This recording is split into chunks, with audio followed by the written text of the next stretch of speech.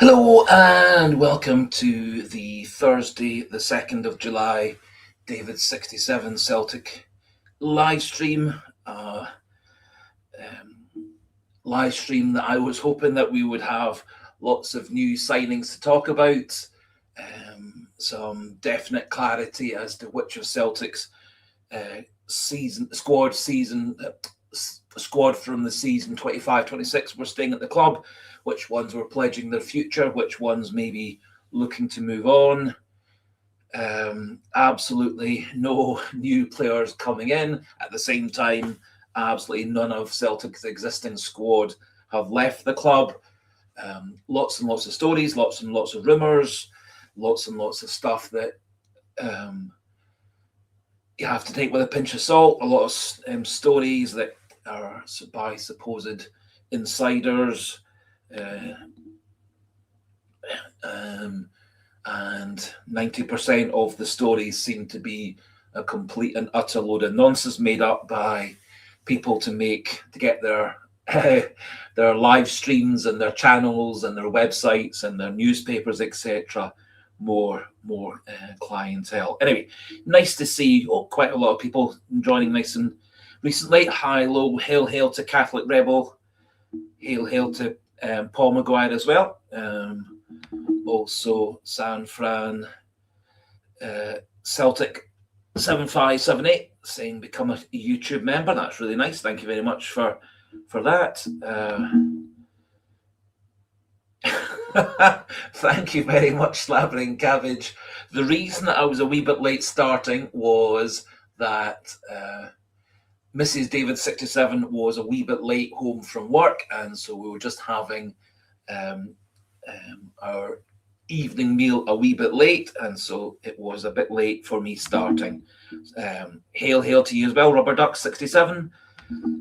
Hail to you as well, Dexter. Lovely to have you on. Lovely to have you on. Hail to you as well, Michelle Shaw. Lovely to see some well-known faces and names and some new names. Great to have the loyal Sean South Gary Owen, also known as Sligo Boy, back on. This is not my Alaba top. This is just for me a nice cool top for summer days. Great to have you on as well, Gary Simpson. So lovely to have lots of well-known names, well-known faces, and some new names and some faces and some returning faces as well. And in essence, one could take that as a wee bit of a metaphor for Celtic. We've got 20 plus members of Celtic squad who were with the club last season. We've lost a few players like Hayato Inamura, Stephen Welsh and Lewis Palmer, none of whom really were part of Celtic's squad last season. Don't think Lewis Palmer played at all for Celtic last season. Stephen Welsh had a couple of games. Hayato Inamura had one game. Celtic managed to make a £1 million profit on Hayato Inamura in 12 months, which is very good business. Although I do think that had Celtic given Hayato Inamura time to settle down and develop, I think we could have actually had a very useful player in him. But we'll never ever know, although we'll maybe find out if he does do well back in Japanese football that we may have missed a good quality young player. Great to have you on. Hail to you as well, Green Smoke. Lots and lots of stories regarding Arnie Engels leaving the club, but as yet, to the best of my knowledge, no bids have come in from any of the 20 or so clubs who reportedly are desperate to buy him for 25 to 30 million pounds. Absolutely nothing in terms of anybody, it would appear so far, showing any great interest in Daisen Maeda. No real interest in Rio Hatate, although Rio Hatate has said, I think in an interview today or in recent times, that he is very keen to leave Celtic. It doesn't look like Martin O'Neill sees Rio Hatate as part of his long-term plans. certainly in the last few games of the season, at the end of the 25-26 season, when we were on our unbeaten run from the Dundee game right through to the Dunfermline game, which got us the double in the end. Hatate played a couple of games as a sub. Oxlade-Chamberlain didn't play any of the last 5 games at all. And so not terribly surprising to see that Oxlade-Chamberlain doesn't appear to have been given a new contract. Paul Maguire, great. Good luck to Inamura, done nothing wrong. I completely agree. I thought Inamura in the pre-season friendlies this time last year looked really promising. Didn't look like the most imposing left-sided centre-back, but I thought he looked a very decent left-back. I thought he also was a player that could easily move into a defensive midfield position or be useful as a sort of free-roaming, defender if Celtic did go to a back three.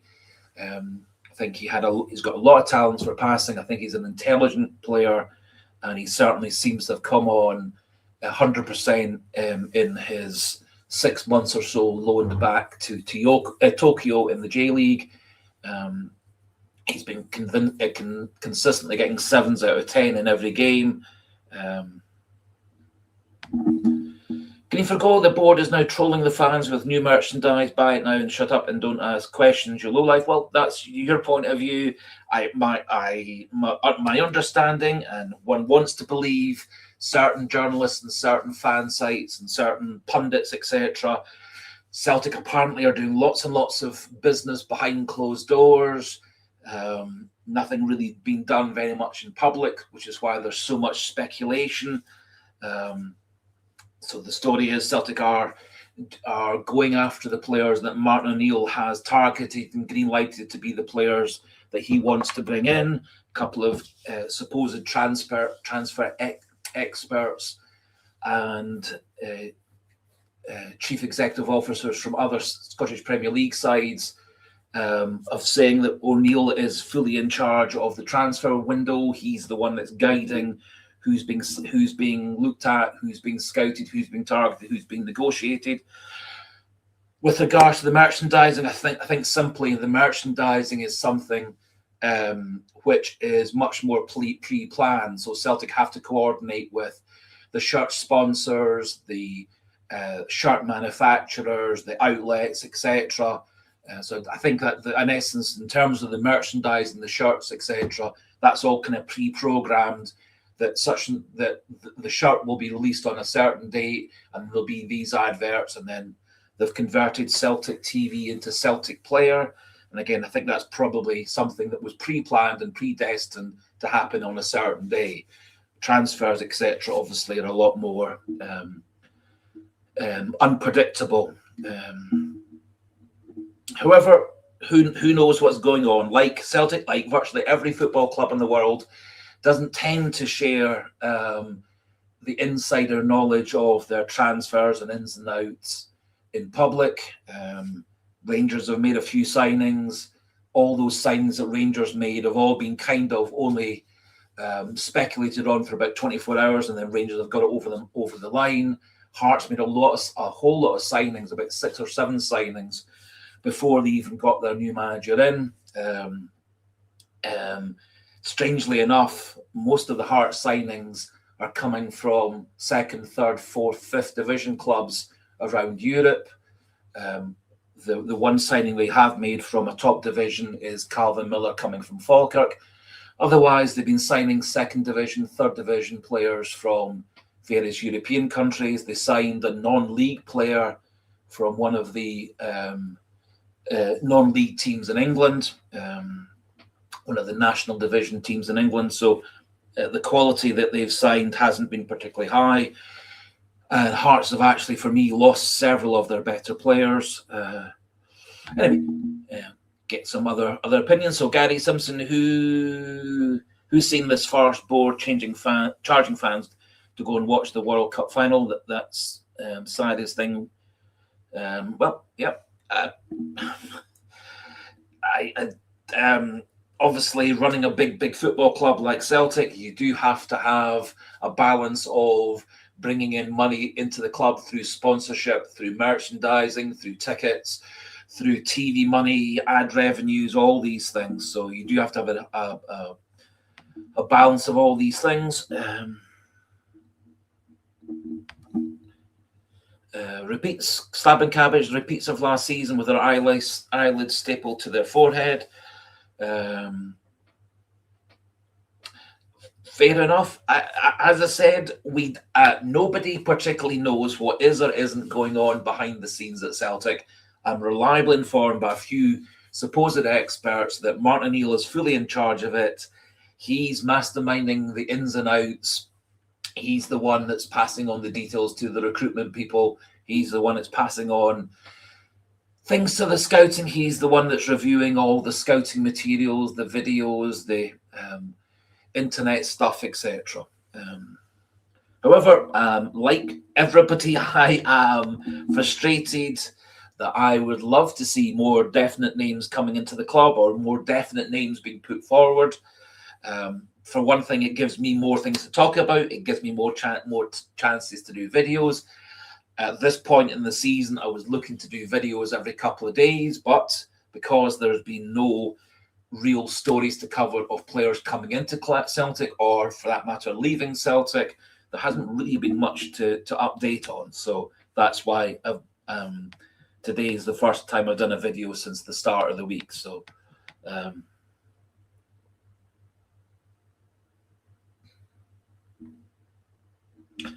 Michelle Shaw, I've said for weeks this will probably be the same window as previous ones. Don't trust Desmond or the board. Well, at this point, we don't know whether the slowness of getting players in is secondary to the board. However, or other factors, or simply Celtic are going to various different clubs, approaching agents, approaching players, and the players and the agents that Celtic have been approaching don't want to come to Celtic. They have better offers from better leagues. So for the sake of example, Jacob Broom, the Danish player playing for Go Ahead Eagles, appears to be on his way to a French club. Seems perfectly reasonable if you are a young Danish player playing in Holland that you would choose to move up a league level into the French leagues, having been in the Dutch leagues. The French player who is playing in Switzerland, File, has chosen to go from Switzerland to Belgium, another country where French is one of the native languages. Again, moving from Switzerland to Belgium, he's moving up a level of leagues. So it may be.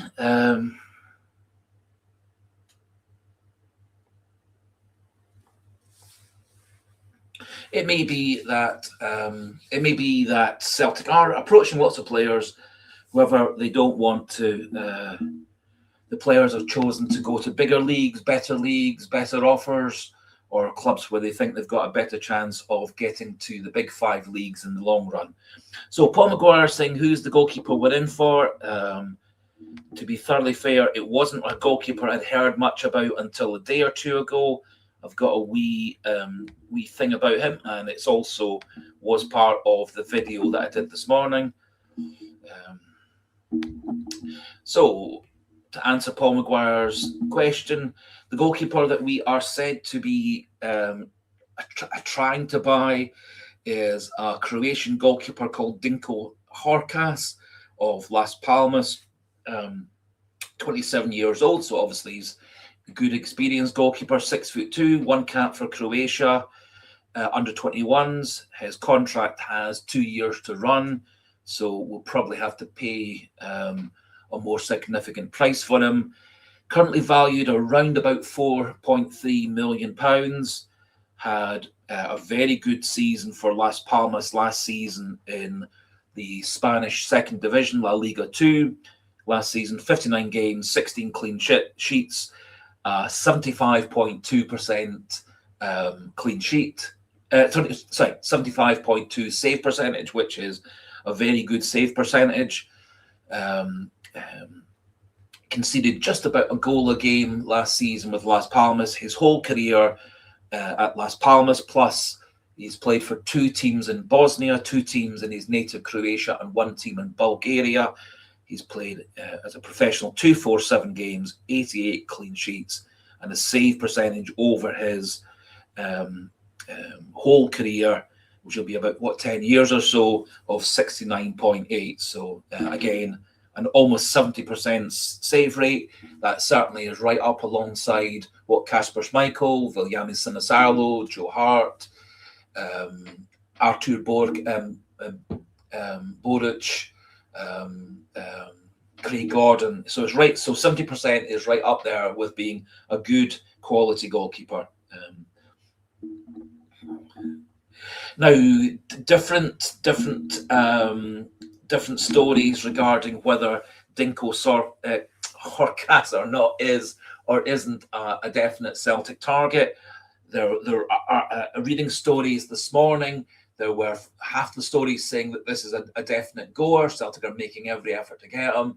Another half of the stories saying that Las Palmas don't want to sell Horkas at the moment because he's got 2 years left in his contract. The stories again this evening does look like Celtic are making a real effort to get Horkas in terms of proper bid around about or at the asking price, which is thought to be 4 to 5 million, and that certainly would give Viljamis Sinisalo some competition for his place. Experienced goalkeeper, played all over Europe. Played in La Liga, admittedly in the 2nd division, but Las Palmas are a good quality team. Las Palmas the season before had been a top division La Liga team. They dropped down to the 2nd and they're back up to the 1st.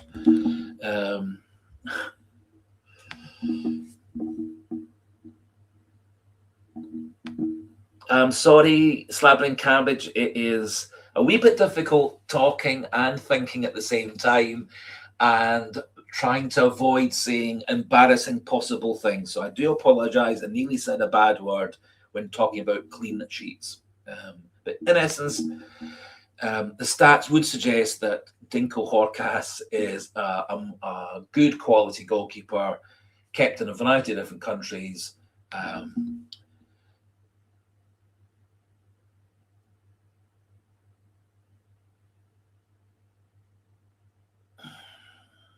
Yep, Gary Simpson. Certainly the story with Lord Hockey and Paul McStay seemed to kind of blow up. Lots and lots of speculation, lots of interest, and it's kind of died away. I don't know. I didn't think that the scheme that he had dreamed up would be particularly successful. It was going to get about 5% or to maximum maybe 10% of the shares in Celtic, not really enough of a voting bloc to put any kind of pressure on Dermot Desmond and the people that vote along with him. Dermot Desmond wouldn't remain in power at Celtic for the 20 plus years that he's been in power at Celtic, was it not for the fact that his 34% plus the voting bloc of people that support his policies and his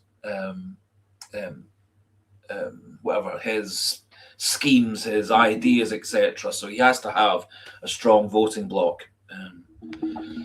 Going for go, we failed 7-9 Champions League playoff spots.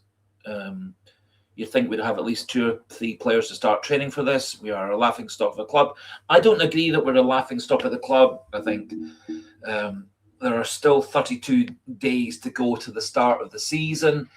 8 of Celtic's first team squad are either just finished at the World Cup, or we've 6 of the players have now finished at the World Cup, so they're on 2 or 3 weeks of a break. Austin Trusty and Alistair Johnson are in the World Cup for at least 1 more week, so they'll not be back at Celtic for 3 or 4 weeks. So players like Tierney, Ralston, Nygren, Yang, Chinyecki, Trusty, Johnston, assuming that they all come back and play for Celtic next season, they won't be back until towards the end of July anyway. Obviously, it would be nice to have players in now. It's in essence at the moment it's just pre-season training, so the players that Celtic may be looking to buy will all be in pre-season training with the various clubs around Europe, assuming that they've gone back into pre-season training. The friendlies start next Tuesday. They don't really things don't really build up until towards the end of July. The first league game's the 3rd of August, so we're still, as I say, 32 days away from that. So I still think there's plenty time to get players in. Be nice to get the players in sooner rather than later. However, given the fact that 6 of the players are now having their late summer holidays, that means that, as I say, Ralston, Tierney, etc., won't be back for another 2 or 3 weeks. Plus the Johnston and Trusty will be another week or possibly 2 longer than that. Anyway, a matter of opinion. I fully hear everyone's point of view. I fully accept and agree with the fact that it's frustrating that Celtic haven't got anybody in. However, just as a general observation, in terms of transfer windows worldwide, there isn't actually a lot of movement for a lot of clubs around the world. Clubs like Manchester United, Liverpool, no signings at all. I think Man City's had 1 or 2 signings. Arsenal, I think, has had 1 signing. Chelsea's had 1 or 2 signings. Rangers have had 3 or 4 signings. I'm not convinced that selling Butland, their well-established goalkeeper, to Hull and getting the Hull goalkeeper for twice as much money back is a particularly good bit of business. But will maybe the Rangers' new goalkeeper, who is a Croatian borderline international, maybe he'll be a super duper goalkeeper. Not massively convinced that McCrory coming from Bristol City strengthens Rangers' team. The chap Godfrey, who's hardly played for 2 years in Italian football, not convinced that he really improves the squad. I think Rangers are likely to lose 2 or 3 of their better players like Raskin and Charmiti. I doubt that Mikey Moore's coming back to them. And as I said earlier on, I think Hearts, their squad's quite a bit weaker now than it was at the end of last season. They've lost their captain, they've lost their manager, they've lost 3 or 4 of their good squad players like Kent and Benigni. They've lost Steinwender, or what his name was. So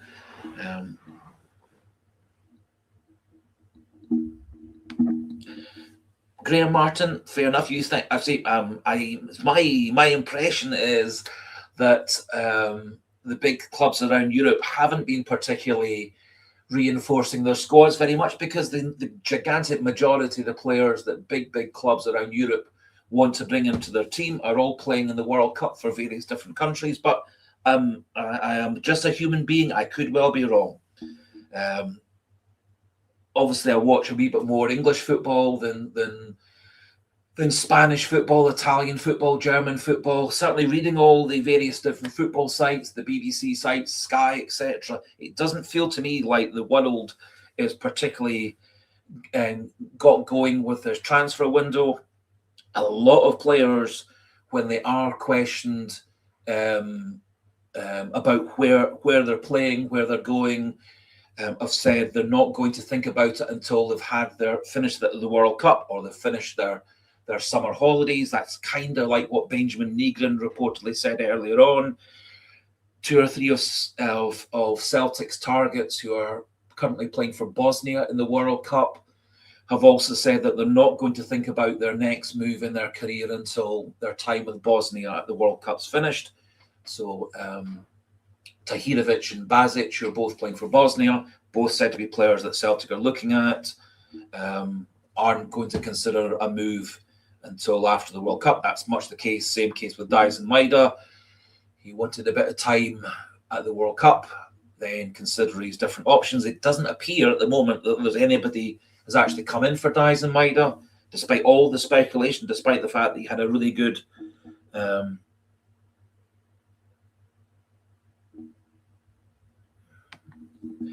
Fair enough, but Graham Martin, all I was trying to say is there are a lot of big clubs in England who have not made any signings as yet. A lot of big clubs in England have made one signing, two signings at the very most.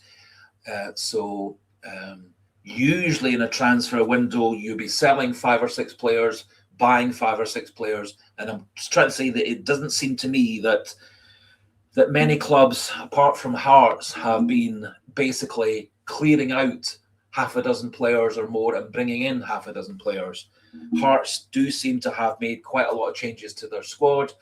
They let a whole lot of really pretty decent players leave. They lost Shankland, which looked like a predestined move for the last 6 months. They lost their manager.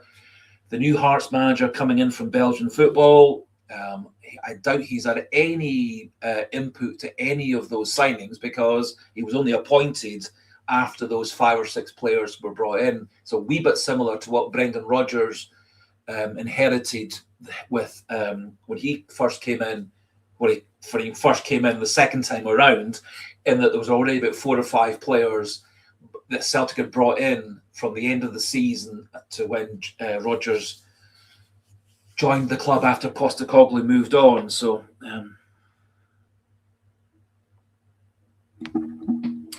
Forgo, David, we're not a big club in Europe, maybe in name and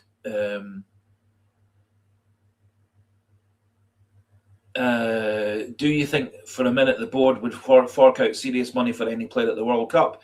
The English season is 2 to 3 weeks to start. Yeah, well, Scotland's season starts in 32 days' time, or 30 days' time, because there's a couple of games.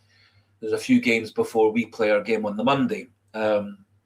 Yes, I do think Celtic would splash the cash to bring in a player. We splashed the cash a couple of years ago, £11 million to bring in Engels, £9 million to bring in Ida. The Engels purchase, I think he's been a very good player for Celtic for 2 years. It looks like we're going to be doubling or trebling our money when we sell Engels on later in this transfer window, although as yet he hasn't left the club. As yet nobody has put the money up. So lots of English clubs, lots of Italian clubs, lots of German clubs are said to want Engels, but nobody has actually put a bid in for him, which kind of maybe backs up what I was saying earlier on about the fact that the transfer window in general is quiet.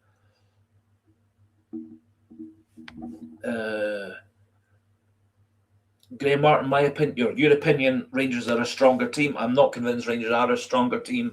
I'm not convinced that centre back who hasn't played hardly for 2 years, sitting on the bench in Italian football, a player coming from the English Championship, McCrory, 5th, 6th, 7th choice in terms of that position within the Scotland squad.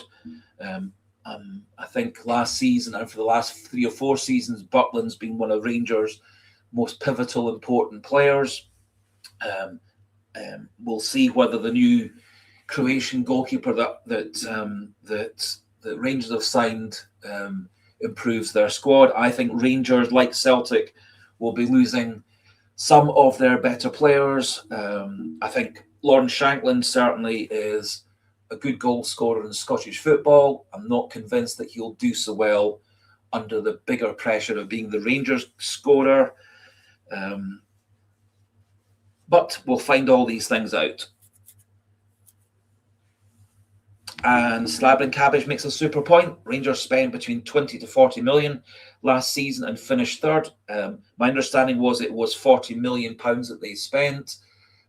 They didn't make very much money in terms of selling players on last season. So that was a big hole in their transfer budget. They wasted quite a lot of money, obviously, with the Russell Martin purchases. They made 3 or 4 more purchases with Danny Roll in the winter window. So I think they spent all of last year's budget and a wee bit of this season's budget over the course of last season. As Slabber and Cabbage saying £40 million. Reportedly, the transfer budget Rangers had last season was going to be 30 million. So they've gone 10 million over that budget, which is why I think they'll have to sell players to buy players at Rangers this season. Graham Martin, I'm not underestimating anybody. I'm simply giving my opinion that I'm not convinced that those players make. I don't think that those players added to the current Rangers squad is as good as the players that Celtic have at the moment. Now, we don't know whether Maeda, Engels, Hatate, Trusty, Johnston, etc. are staying or going. It will be helpful. It actually would have been really pretty helpful at this point had Celtic sold Engels, sold Hatate, sold Nygren, sold Diaz and Maeda, and at least Celtic would know we've got 4 holes in our starting 11 and our 8-9 substitutes that we have to replace. As things stand at the moment, we don't know whether any of those players are leaving. The stories regarding Diaz and Maeda have been about 50-50, some saying that he's leaving, some saying he's not leaving.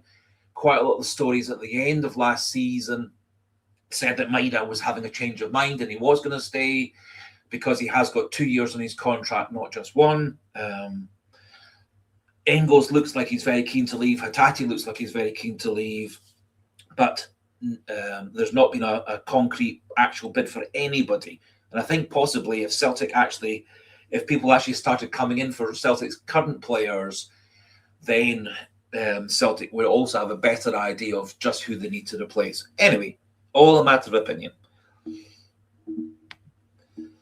Gary Simpson, they spent 40 to 50 million, still finished 3rd, so no worry. It will be interesting to see what Derek McInnes does with this squad. It'll be interesting to see whether he can operate under the much, much higher pressure of being the Rangers manager than he has in any of his other jobs. When he was the manager at West Bromwich Albion, so a bit more of a higher profile, higher pressure job there. Didn't really have a very successful time down there. He's been a good manager for Hearts, good manager for Aberdeen, Kilmarnock. But the question is then whether he's got the mentality, the coolness, the intelligence, the ability, the tactics to manage at a very high profile, high demand club. I've got absolutely no doubts that Martin O'Neill has got all the talents, all the ability, all the mental skills, all the experience to manage at the level that he has to manage at to be the Celtic manager, both in Scotland and in Europe. I'm not convinced that Derek McInnes has got that mentality, experience, coolness, calmness, etc. to be a top manager. But we'll find out over the next 2 or 3 seasons, assuming that McInnes gets longer than all the other Rangers managers.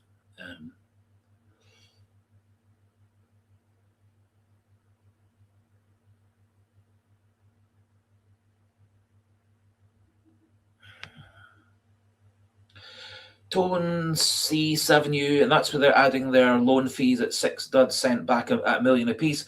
My understanding is that with most of the players that Celtic got in on loan last season, it was simply Celtic had to commit to pay the players' wages for the duration of the contract rather than being an actual loan fee.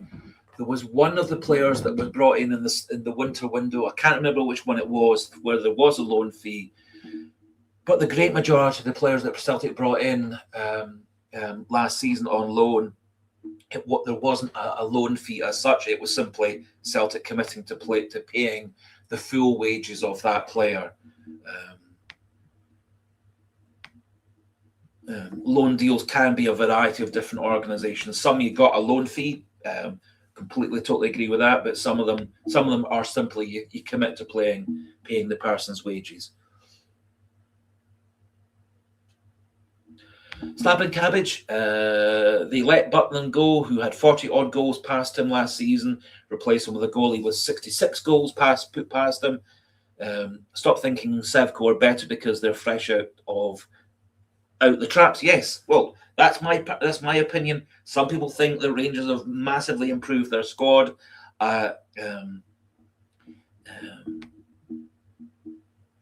not convinced that they've moved on. Sorry, Rangers loanees I'm talking about. Sorry, I apologise. Okay.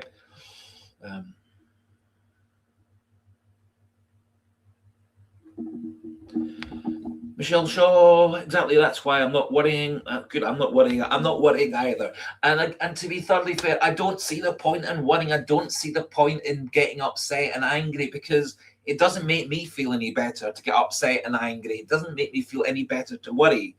I trusted in the club and I trusted in O'Neill, Maloney last season to come through in the second half of the season, and they did do. I trusted in McGregor and Negrin and Hattati and Engels and Sinisalo and Johnston and Trusty and Tierney and so on and so on and so on. And they came through for Celtic in the end. Players like Maeda stepped up in the last couple of months of the season. We got very useful contributions from Kelechi Iheanacho, Viljami Sinisalo, and the back 4 or 5 players defended generally very well in those last couple of months of the season. And I think Maloney and Fotheringham and McManus and Strachan and O'Neill did a really, really good job in keeping Celtic nice and strong, nice and confident, etc. in the last 2 months of the season. And for me, that's the big difference between Celtic and Rangers and Hearts, is that Celtic's players in the last 2 months of the season knuckled down and played 10, 15, 20% better. They coped with the pressure. They coped with the pressure of having to win every game, from the Dundee game right through to the end of the season, to win the double, and they did do. Hearts had chances, Rangers had chances. Rangers buckled terribly in those 5 split games. They lost the first 4. They won the 5th game. Hearts had 2 or 3 draws over the last couple of months that cost them the title in the end, basically.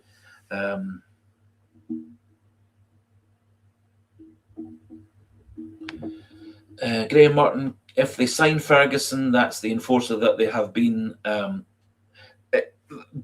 me, it's a massive if that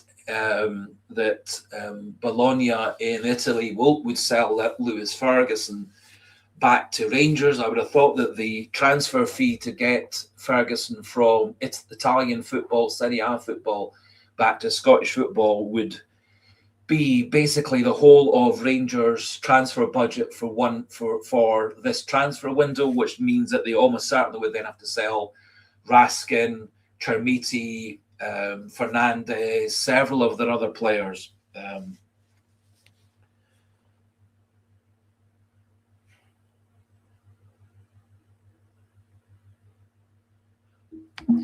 Really good point, Ernest. Most of these signings do not make the Huns necessarily stronger, but it makes their board more expeditious. I do agree with that. And as I was maybe alluding to, or trying to allude to, when Brendan Rodgers came in the 23-24 season, he inherited about 4 or 5 signings that had been green-lighted under Ange Postecoglou. Now, some of those signings worked out fine. Some of them didn't work out so fine. So Marco Tilio was a signing at that point, didn't work out terribly well. From memory, Ha-Yun Yang was one of those signings. He has worked out okay, not probably as well as we would have wanted. However, I do think Ha-Yun Yang at only 23 can and will get better and better. I think he made a lot of progress last season, ended up being our third top scorer last season. He was our second most successful tackler last season, which for me is actually quite a significant statistic for a wide player. He was the second most successful tackler behind Kieran Tierney for the whole team. So better than McGregor, better than Engels, better than Donovan, better than Trusty, better than Scales, etc., etc. So, but I do agree, Ernest, mostly Rangers are doing some business. Hearts have done a lot of business. Whether that business is good business or not good business will be found out in the next 10, 11 months of the season upcoming.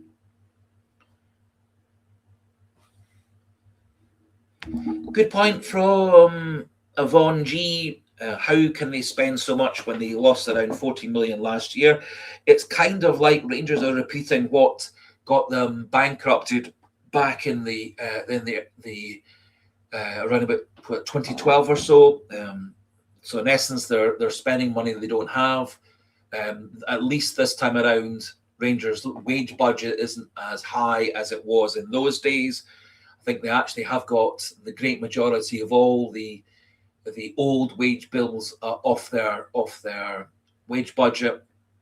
They have actually cut their wage budget quite considerably in comparison to Celtic over the last 2 or 3 seasons.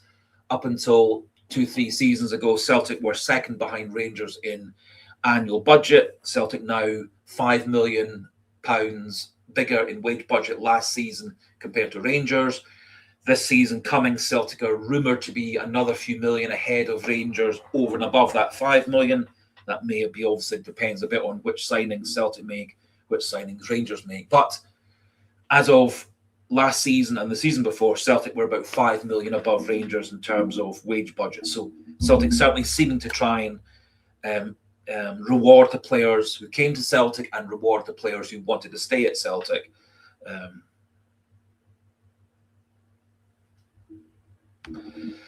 Tone C7U, 17.2 million and 30 grand a week, supposedly Ferguson.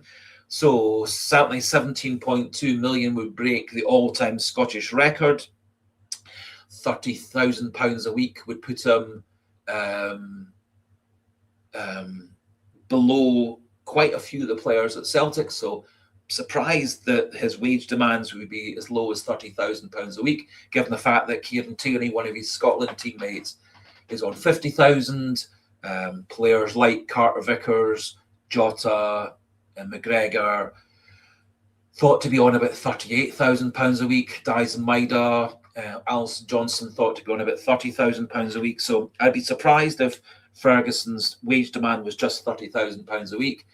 17.2 million sounds maybe a bit on the low side, given the fact that Arnie Engels is reported to be a £25 million to £30 million player, given the fact that Ferguson's older, played for his country a lot of times now, played in one of the most difficult leagues in the world. I'd be surprised if Bologna would let Ferguson go for as little as 17 million.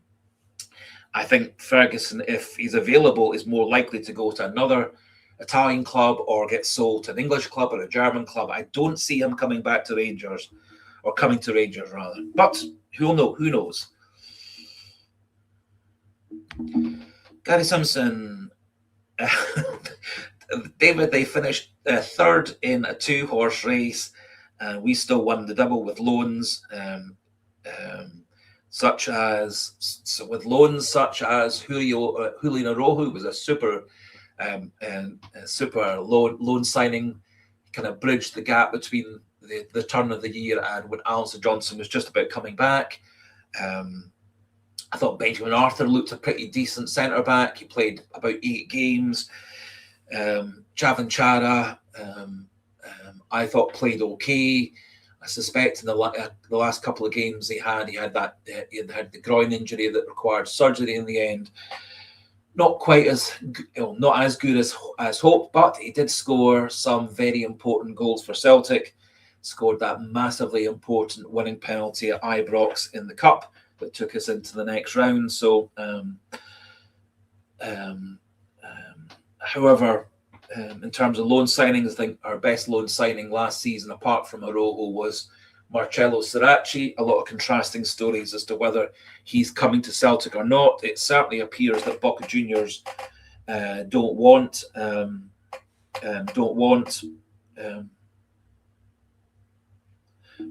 Okay, Tone, Bologna supposedly wanting a player also in return. So I wouldn't be. So if it was a 17 million plus Raskin, I could see that. 17 million pounds plus Chermiti. I'm not a big fan of Chermiti, but he did come through and score quite a lot of goals once he got settled at Rangers. I don't think Rangers really have any other players that would, apart from Raskin, that really any self-respecting Italian Serie A team would want, apart from Raskin. But we'll find out when all these things happen. I still think there's an awful lot of stuff to go on in the transfer market, both at Celtic and all around the club, all around the world. For me, things are a lot slower than a summer transfer window when there is no World Cup and there is no Euro Nations. I think the fact that the World Cup goes on till almost the third week in July, I think it's slowing down transfers all around the world. And certainly in terms of the kind of players that Celtic need to step up the quality of the squad or replace the players that we lose.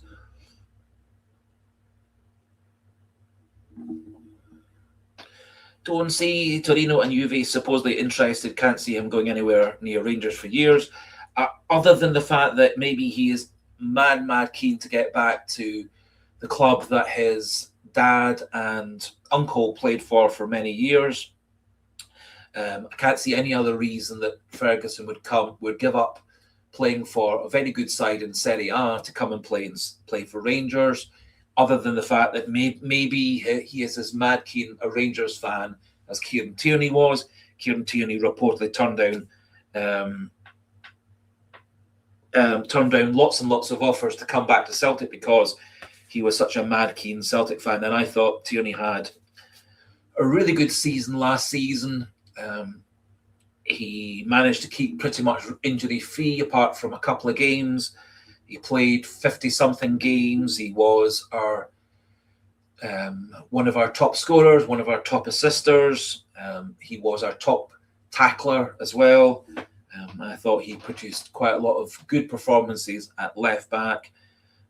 I think his delivery into the box was very good, much the same as Sirachi's delivery was very good. So anyway, I still think there's lots and lots of things to happen, both in Scotland and around Europe and around the world in terms of transfers in and out. And I do think as the World Cup starts to run down and more of the players come back to their clubs will get more into planning for the next season. But one of the snags with Scottish football is that we do start our season a bit earlier than many other European big leagues.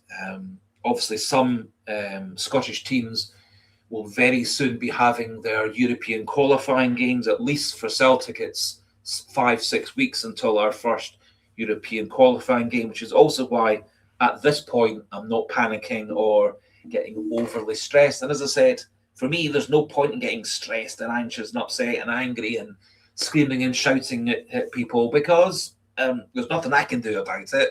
I can be quietly frustrated about it, but it's not going to make me feel better if I do get angry. Other people who maybe do feel happier and if they do get a chance to shout and vent and criticize people, that's super. If that is what de-stresses you, takes away your pressure, your frustration, your annoyance, it's great. For me, it's much better just to go, I can't do anything about it.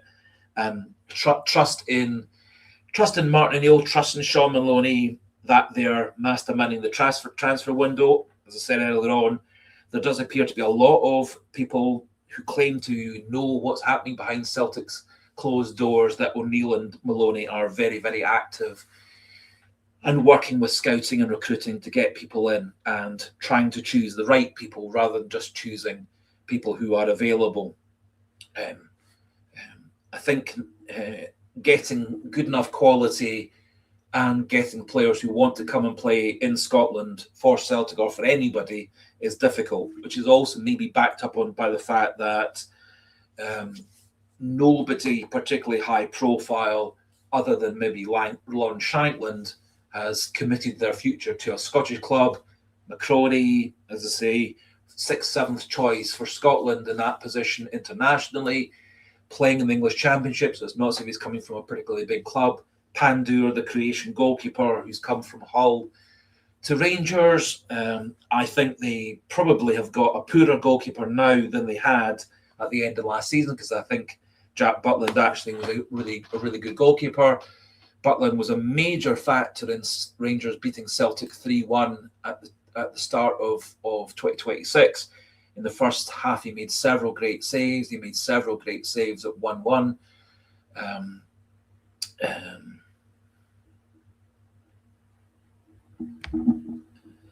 Michelle Shaw, hopefully after we get players, I'm very confident that Celtic will get players in over the next 2 or 3 weeks. As I said, the fact that the Tierneys, the Ralstons, the Negrins, the Maidas, Chunetke, Yang, etc. are away on their summer holidays for the next 2 or 3 weeks. They won't be coming back to the squad until kind of the last week of the friendlies, so they won't really be back as part of the squad until maybe a week or two to go before the start of the league season.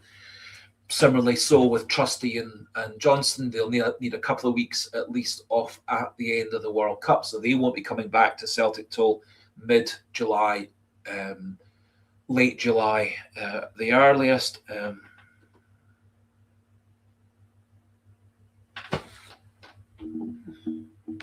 Gary Simpson making an interesting point. Not being bitter, but I just think Ferguson is another dud, seriously out his depth. I would say maybe depth is what we mean here in the World Cup. Gave the ball away, but he played well. I was disappointed with the great majority of Scotland's squad at the World Cup. I don't think many Scotland players came out of that World Cup with a better reputation. Ben Gannon-Doak had a few good signs of brilliance. Angus Gunn made a few good saves. I thought Kieran Tierney played pretty well for many of the games. McTominay was kind of in and out of things. We didn't really show much in terms of striking. McGinn was a bit disappointing. I think actually Kenny McLean was pretty decent, which is saying something given the fact that Kenny McLean is one of the older players playing in one of the lower leagues in England. And so I don't think really many Scotland players particularly played well. And I was not convinced at all that Ferguson really was worth his place in Scotland's team. I think Stevie Clark got quite a lot of his selections wrong. I think he played the team for the Brazil match in the Morocco match, and the team for the Morocco match he played in the Brazil match. Don't think he was nearly attacking enough in the game against Haiti. I think boosting our goal difference with him by a goal or 2 or 3 against Haiti would have really helped Scotland along the lines. It might have sneaked us in as one of the third place teams, even with the loss to Morocco and to Brazil. But also I think 2 or 3 goals more in that first game against Haiti, as was perfectly possible, would have given Scotland a boost for the next 2 matches. Also, we did miss quite a few chances against Morocco, and a few good chances that McTominay missed or was saved by Alisson Becker, the Brazilian goalkeeper, in the final game. So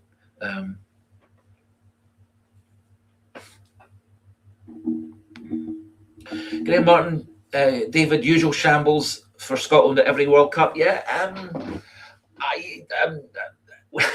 yes, I would. I think one would have to say that yes, it was. I had a real hope and expectation that they would get through to the last 32. I think that was what their ceiling was the last 32. I think whoever they got in the last 32, they were almost certain to get knocked out. There were 1 or 2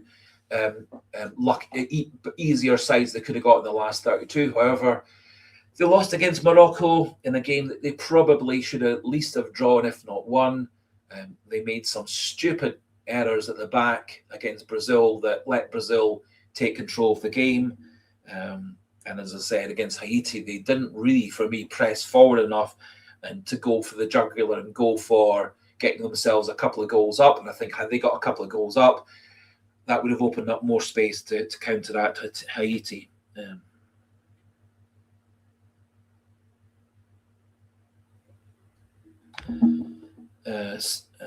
Sack the board and sack the next board. It will not make a single difference because they do what they're told by the owners. That may be true. It certainly, Dermot Desmond seems to have quite a lot of power in terms of hiring and firing managers.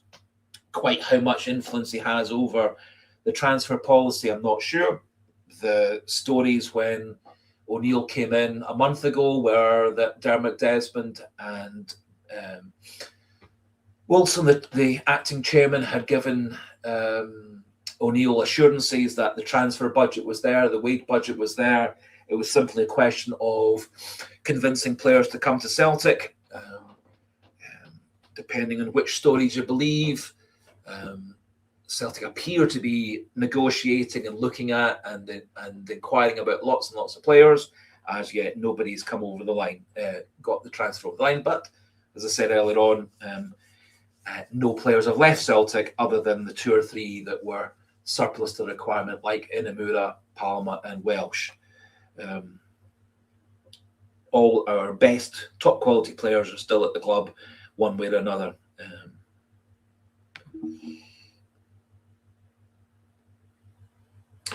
Greensmoke owns the third of the club, and the amount of power he gets is mental.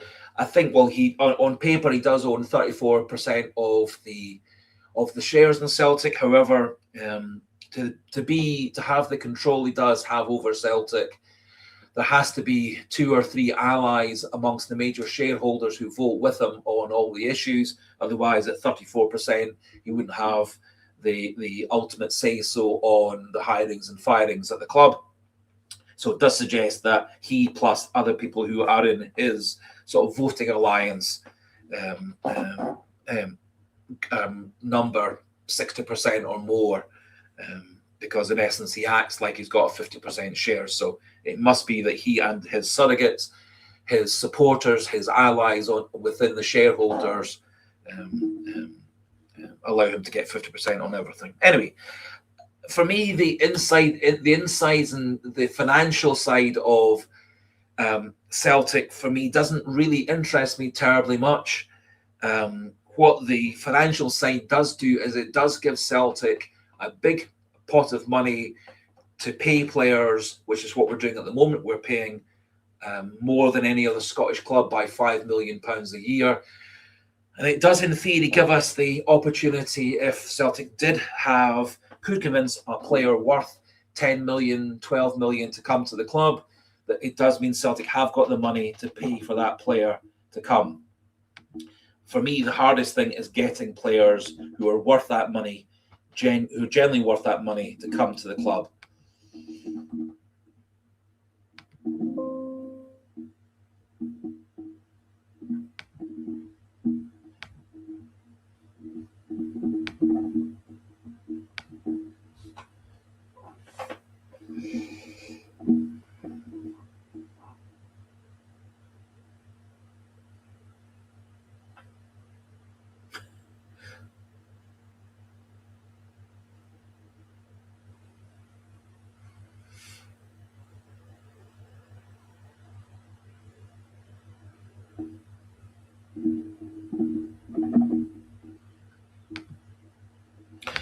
Interesting point there from Slabbing Cabbage. The board will do what they choose to do, and we as fans can only react once they're shown their hand as it stands just now. I think that's a very philosophical and a very appropriate.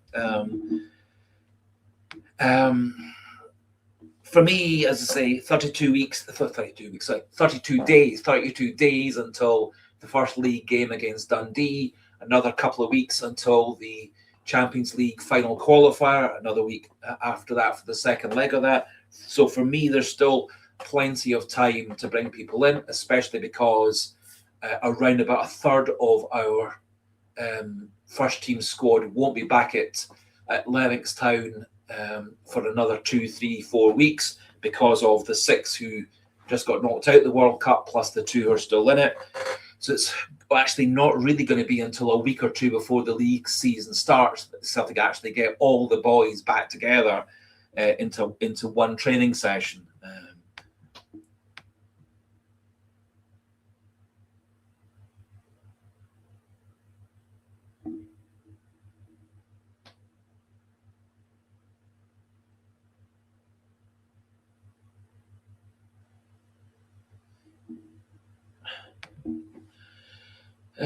Paris Provo McInnes has got them all excited and is not going to sit back like Danny Rowe. Not convinced that Danny Rowe really sat back. I think the reason that Danny Rowe in the end didn't succeed was his players didn't have the mental ability, the playing ability to to win games when the going got tough. In the last 2 months of the season, the Rangers players buckled, the Hearts players buckled largely. The Celtic players played 10%, 20% better. I think that was partly due to the players' mentality, the players' experience, the players' internal mental fortitude, but also I think the fact that Maloney and O'Neill did a very good job of coaching them, supporting them, and very good job of man management and mental motivation. So I'm not convinced that Rangers are going to be particularly stronger this season than last season. However, like Celtic, they have got another month to the start of the season, another month after that until the transfer window shuts. So it could be that they considerably improve their squad. But for me, for them to improve their squad, they're going to have to sell players. For Celtic, Celtic's got the money to buy players, whether we sell players or don't sell players at this point.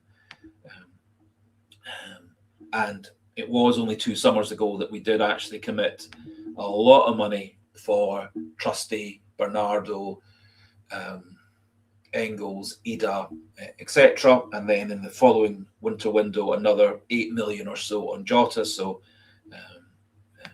anyway.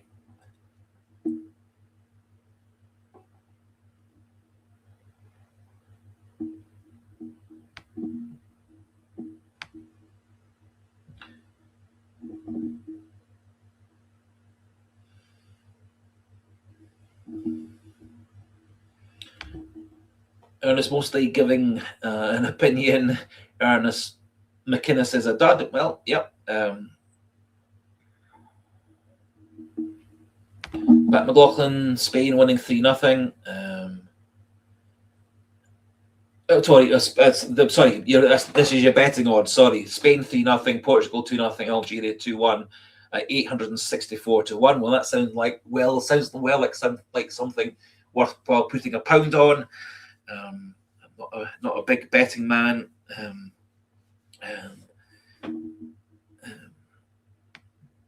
but odds is 864 to 1.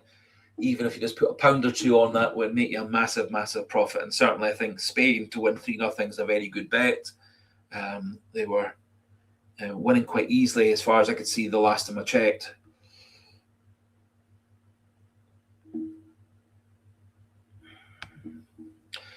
Graham Martin, Celtic makes Celtic's highest transfer record.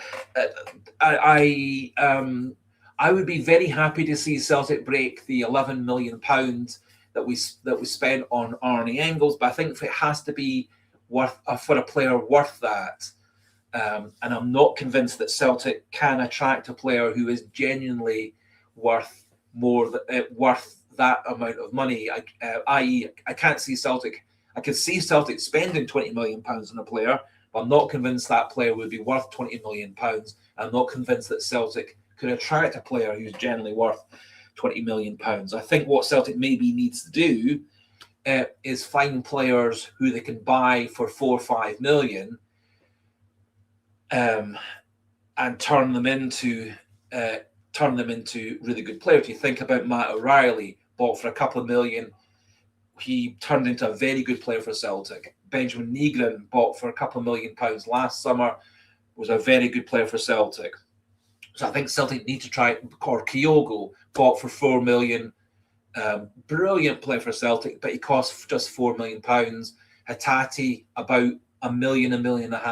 Maeda about £1.5 million. And those players have been brilliant players for Celtic. So I don't think it's necessarily spending massive money. I think it's about finding really good players playing in less fashionable leagues where the transfer fees are generally a bit lower, and then developing them and letting them settle into the Celtic way, settle into Scotland, and supporting them, etc. And I think the backroom team that Celtic's got with O'Neill, Maloney, Fotheringham, etc., is a much better team to allow players to come in from abroad or come in from other Scottish clubs and be supported and integrate better.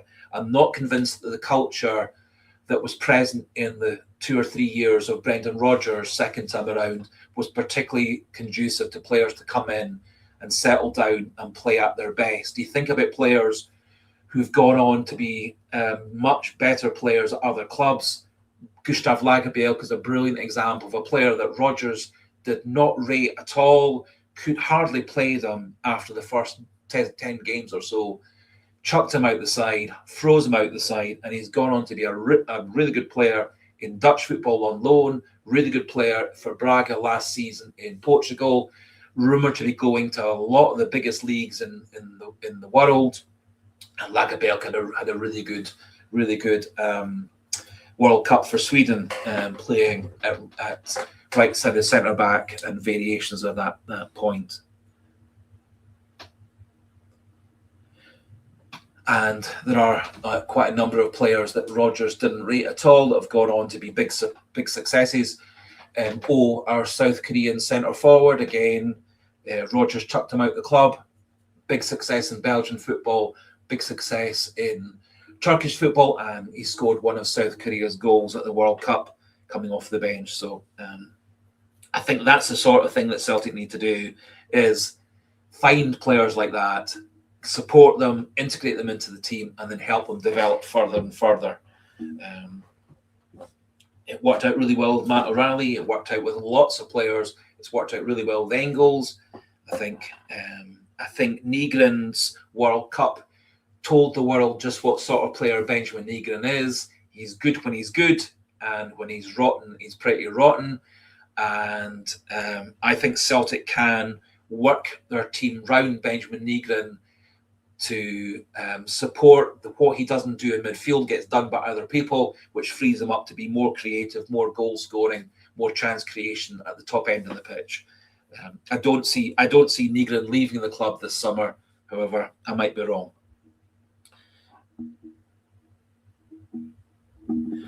Paul McGuire, David, what do you think of Iheanacho fiasco? Why not give him a new deal? I would Oxlade-Chamberlain no, but I would give Iheanacho a deal as a backup striker. That could be the factor. That could be a factor in why Iheanacho isn't at Celtic. I think the reason that now, if one believes that Martin O'Neill is the person who is dictating what the transfer policy is, the fact that he didn't play Oxlade-Chamberlain in the last 4 or 5 games of the season suggests that O'Neill wasn't impressed that Oxlade-Chamberlain was going to regain the fitness and form that he had when he was a bit younger. You have to also remember that Iheanacho, although he scored a lot of goals in that last 2 months of the season, it was very clear from his game against Dundee United just before that international break that he didn't have the physical energy or ability to start a game and play 60, 70 minutes of a game. He's certainly got the ability to come on with 20 minutes in the game to go and potentially score important goals. He did against Hibs. He did against Dundee. He scored a couple of goals in the Cup semi-final that were massively important. He did against Motherwell with that late penalty. He scored a goal again as a sub in the Cup final. So the question is whether Celtic could afford to pay a player the amount of money that Iheanacho is demanding to be probably a player that sits on the bench and comes on for 20, 30 minutes. That's for me, that's the question, is whether one can make one of your highest paid players in the squad a player who plays 15, 20 minutes per game, or should we be Celtic trying to find 2 really top quality strikers to be Celtic's number 1A and 1B, with Osmond and Johnny Kenny as the 2 backup strikers being on the bench as the extra options. I think Callum Osmond is going to get better and better for Celtic. I would really love to see him getting occasional starts and frequent substitute appearances next season, and hopefully he keeps fit that next season upcoming than he did last season. I think he showed a lot of talent and ability in the few games he did play for Celtic last season. 4 goals and 4 games, 2 assists, and the assist that in essence won the league for us with that brilliant run, then passed to Dias Maida to score with 3 or 4 minutes to go. I think the breakaway goal that he scored to make it 3-1 against Hearts is a wee bit immaterial, but his goal that he scored in the Rangers League Cup semi-final to make it 3-1 showed that he's got a lot of pace, a lot of instincts, and a lot of ability.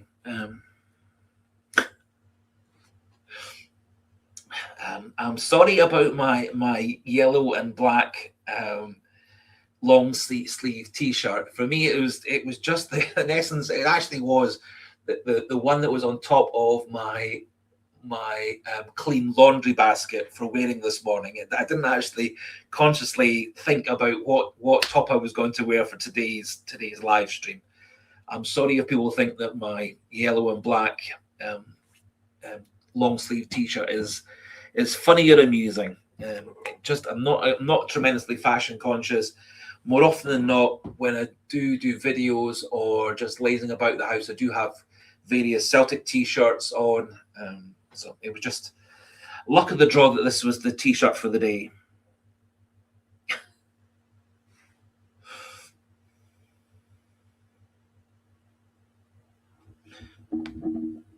Ernest Mosley, why hasn't the Sriracha deal been done? It's crazy.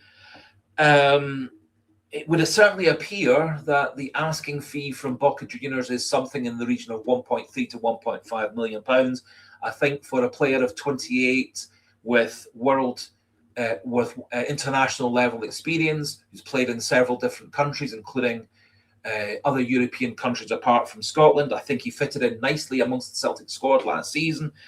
If he was happy to be the backup to Kieran Tierney, which is where his position would be for next season, I would be very keen to sign him. Whether Sriracha and his agents are looking to see whether he can get a first-team start at some other club, maybe in South America, maybe in Spain, I don't know. The deal looked like it was very much on the cards. It appears that Martin Neal was keen for Sriracha to come to the club. It could well be that Sriracha, recognising that it's a number of weeks until the season starts, the fact that the transfer window's been a bit quiet worldwide, it may be he and his agent are just considering their options to see what's available. Quite a lot of players nowadays are also considering going to play in Major League Soccer. That's becoming a more and more attractive league for players to go to. Rumours that the current Scotland #1 goalkeeper Angus Gunn is going off to play for San Jose in Major League Soccer. Quite a few rumours that Julian Araujo, rather than coming to Scotland or playing somewhere else in England or Europe, is planning to go back to Major League Soccer or to Mexico. I think football is getting to be a more and more of a worldwide sport. I think Major League Soccer in America is becoming a stronger and stronger league, and a more and more attractive league for people to go to play in. The wages in American soccer has gone up and up and up just recently. The TV exposure in America has gone up. I think it will go up even more in America after the World Cup. I think it's probably triggered off quite a bit of interest in soccer, as they call it in America.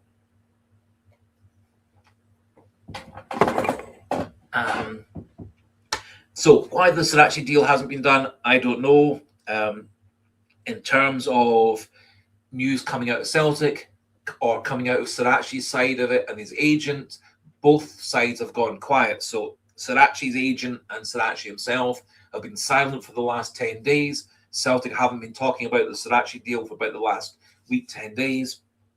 So I don't know.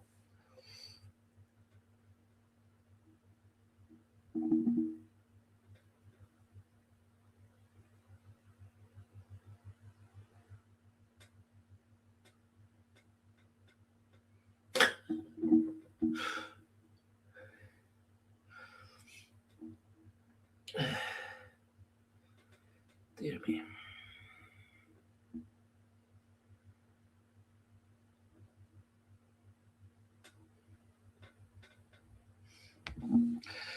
Oh boy, 6 or 7 American fans are cringe. To be fair, it's embarrassing. They do seem to have come out in reasonable numbers to watch the World Cup. Quite how many of those tickets have gone to corporate people, sponsors, etc. Quite how many American fans have been happy to pay the astronomical prices for tickets. As I've said on previous live streams, one of my family did go out to watch the Scotland Haiti match in Boston, but in terms of the actual amount of money it took to get out there, pay for the ticket, pay for everything else, hotels, etc., he could really only afford to go out for that first game, the first couple of games in Boston. Wasn't able to carry on to the second half of the Scotland tour down in Miami, so he had to come home after the Boston leg of that of our 3 qualifiers. So the amount of money it's taking for people to go to games, pay for all the merchandise, pay for the food, the drink, etc. It's very, very clear that FIFA and America is trying to get every last dollar, every last pound, euro, whatever, out of all the fans. And I think it's pretty disgusting. I think the World Cup should be easily affordable for everybody, and it should be completely open for all fans all around the world to go there stress-free, not worrying about visas, passports, immigration officials being deported, etc.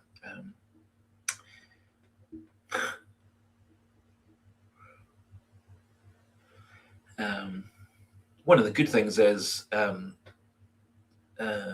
picking up Ernest Mosley's comment in part is at least Trump has so far stayed out of the World Cup in terms of actually going to any games. To the best of my knowledge, he hasn't actually been to any of the games, although the story is that he's going to be front and centre when the World Cup is actually presented in 2.5, 3 weeks' time.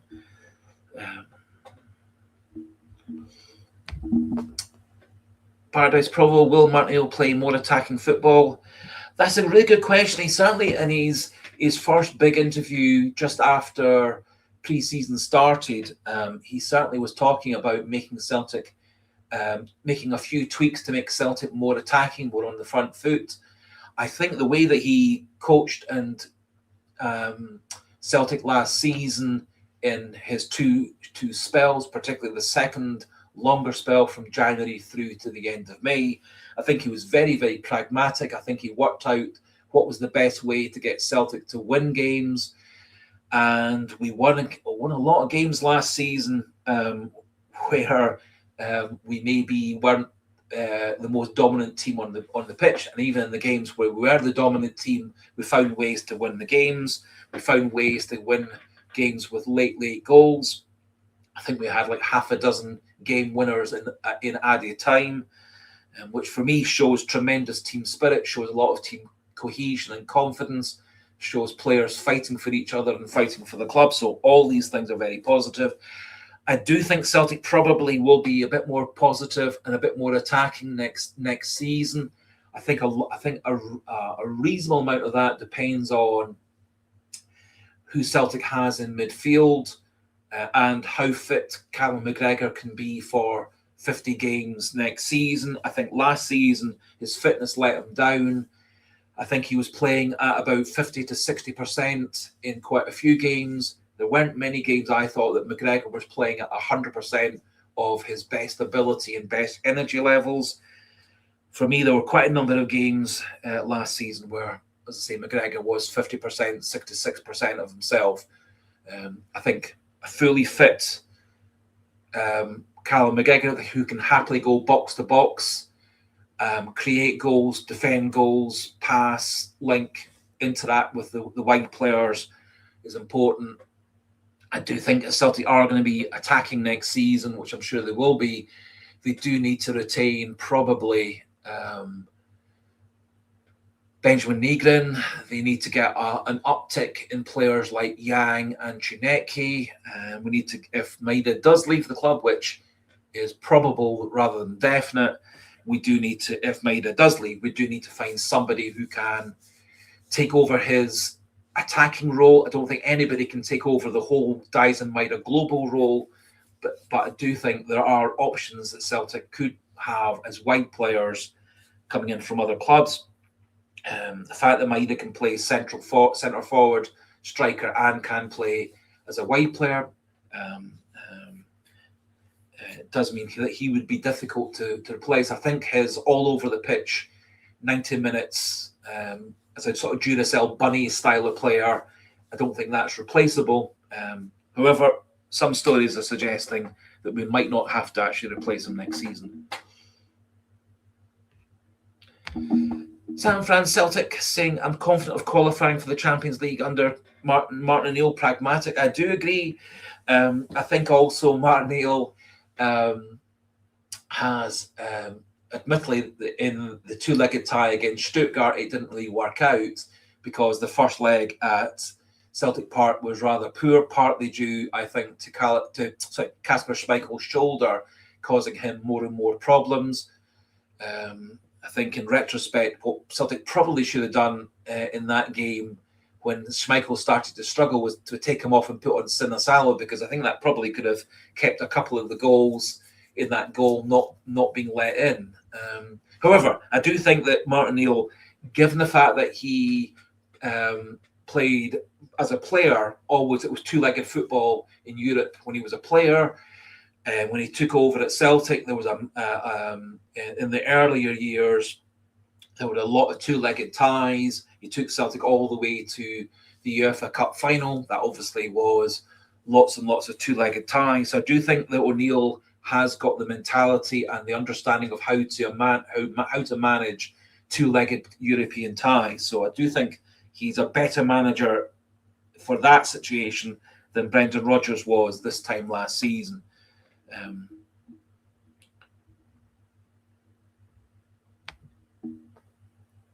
And I am hoping that by the time that we do play, whoever we play in that final European qualifying two-legged tie, that Celtic do have definite stability of who their squad is going to be for the duration of the first half of the season, and that we also have added 2 or 3 players to the squad.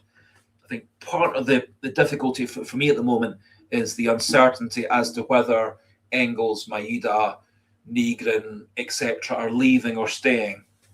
I think once we get definite clarity regarding that, so i.e. once teams actually come in for Engels, then Celtic will have a better idea of who they need to replace and who they don't need to replace.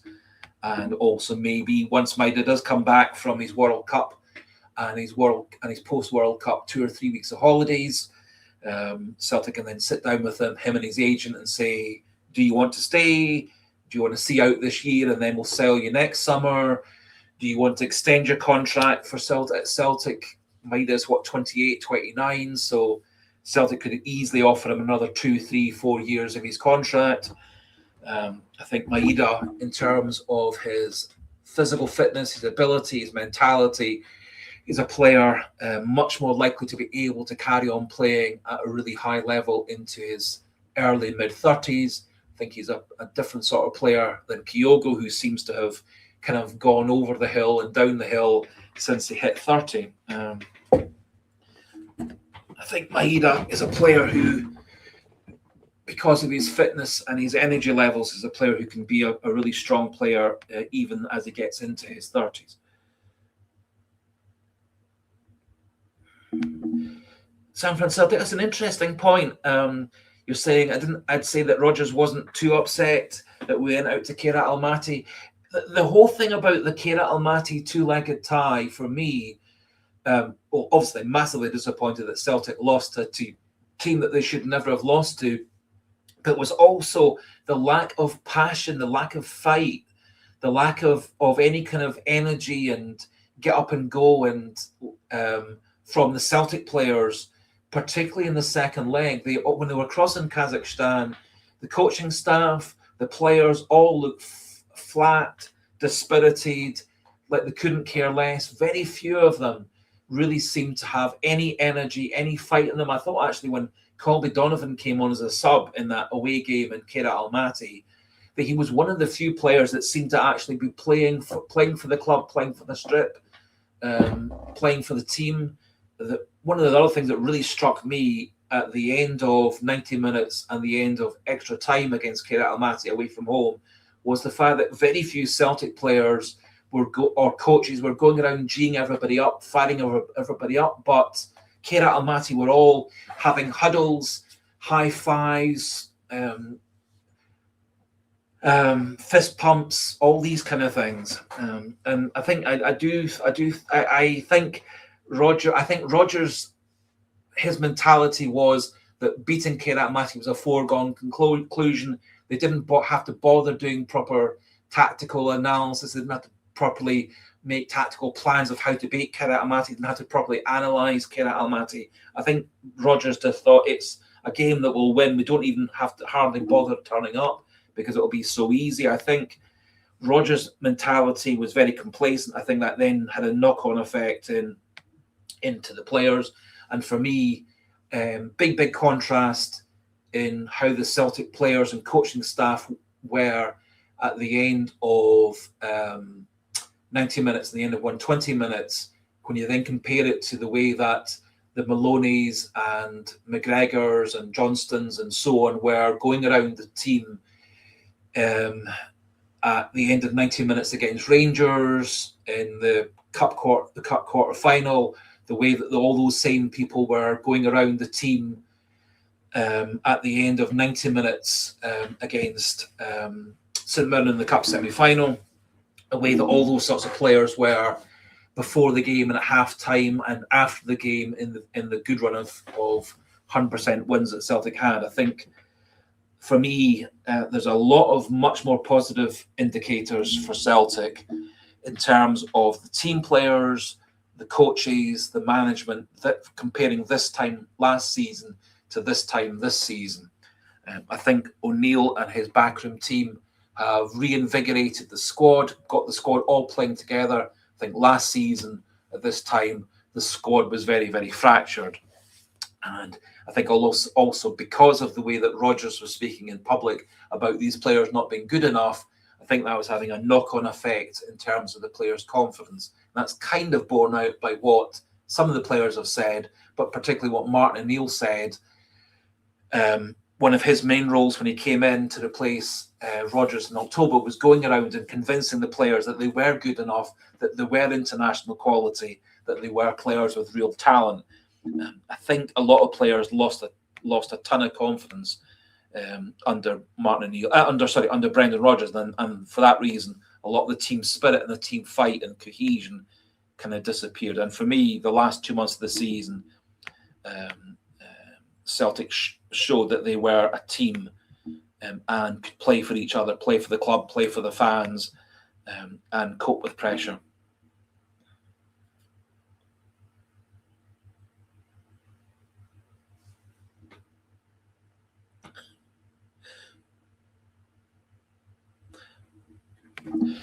Pat McLaughlin, AJ's hamstring went that night at Celtic Park. Yep, he missed the second leg against Kairat Almaty. I do think Alistair Johnston is a really, really important player at Celtic in terms of dressing room culture, training room culture, and on the pitch. I think he's one of the few players that Celtic have currently got who are true vocal leaders on and off the pitch. I don't think Callum McGregor is as noisy on the pitch as he maybe needs to be. Reportedly, he is actually a very positive influence in the dressing room and the training pitch, which might explain partly why things didn't go so well under Wilfred Nancy with him and Callum McGregor, because it didn't appear as if McGregor and Nancy at all got on.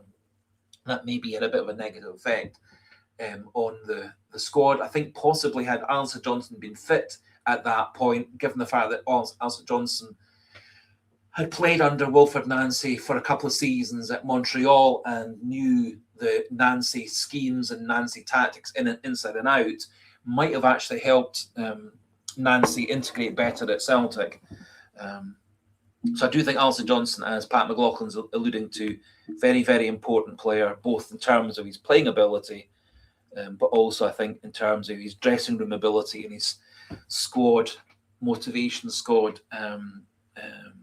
pulling the squad together, pulling the team together. I think he's also a very intelligent player, a very eloquent player as well. I think he's one of Celtic's very few interesting players to hear talking in a press conference pre-match. Is Alistair Johnston, because he does appear to really think about the game and think about the team and think about his teammates and stuff. And not terribly many of Celtic's players are particularly interesting in press conferences or talking about the team or talking about football. Pat McLaughlin, I can see Haaland doing something versus Brazil. Yep.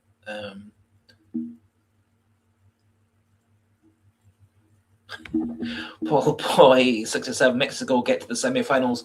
That's good. Means that they beat England on Sunday. Certainly, the next game between England and Mexico is going to be in Mexico City. It's going to be a game, obviously, very, very hot weather. Mexico City, obviously, a high altitude city as well.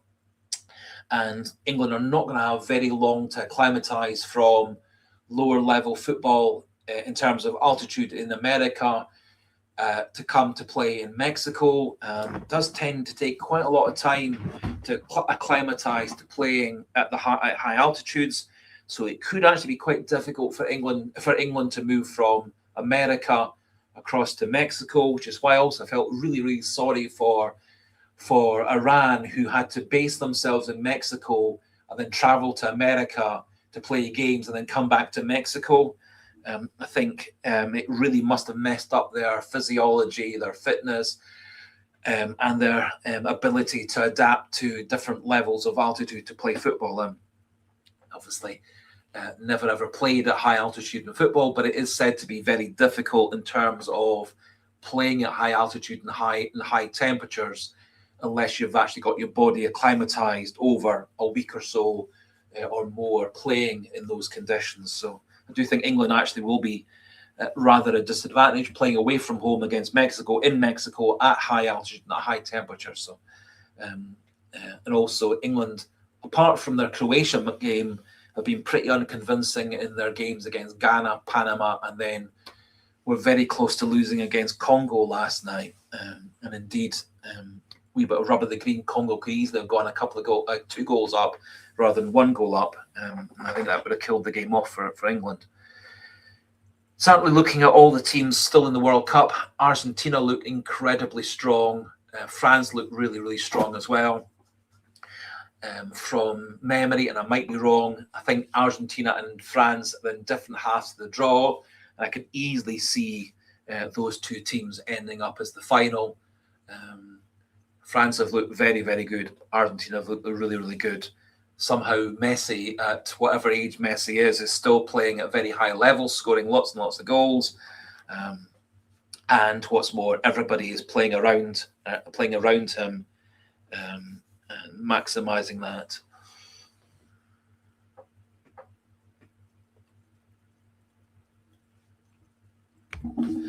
Pat McLaughlin, walking up the stairs in that altitude after a day or two can have you got gasping. As I said, I've never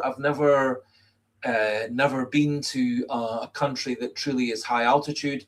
A long time ago, as a student, we did get. I can't remember quite how it was done at the university, but it was a physiology experiment that was done on us students about how you cope with high altitude and the kind of conditions you get in Central America and South America, etc. And it was actually quite difficult breathing, quite difficult moving and thinking at high altitude and high temperature. Luckily for me, it was just for about an hour or so as part of a physiology experiment at university. So Sean South, Gary Owen, the Democratic Republic of Congo looked good last night. Yep, I think they looked fine. I think a lot of African sides have shown that that African football is considerably improving over the last decade or so. The thing about virtually all those African sides who are at the World Cup at the moment is the great majority of their squad. The great majority of their squad are playing in the biggest leagues around the world: England, France, Germany, Spain, Italy, etc. Fewer and fewer and fewer players from the African nations are playing in their home countries. The massive majority are playing in top leagues, and very many of them are playing for top teams in those top leagues as well.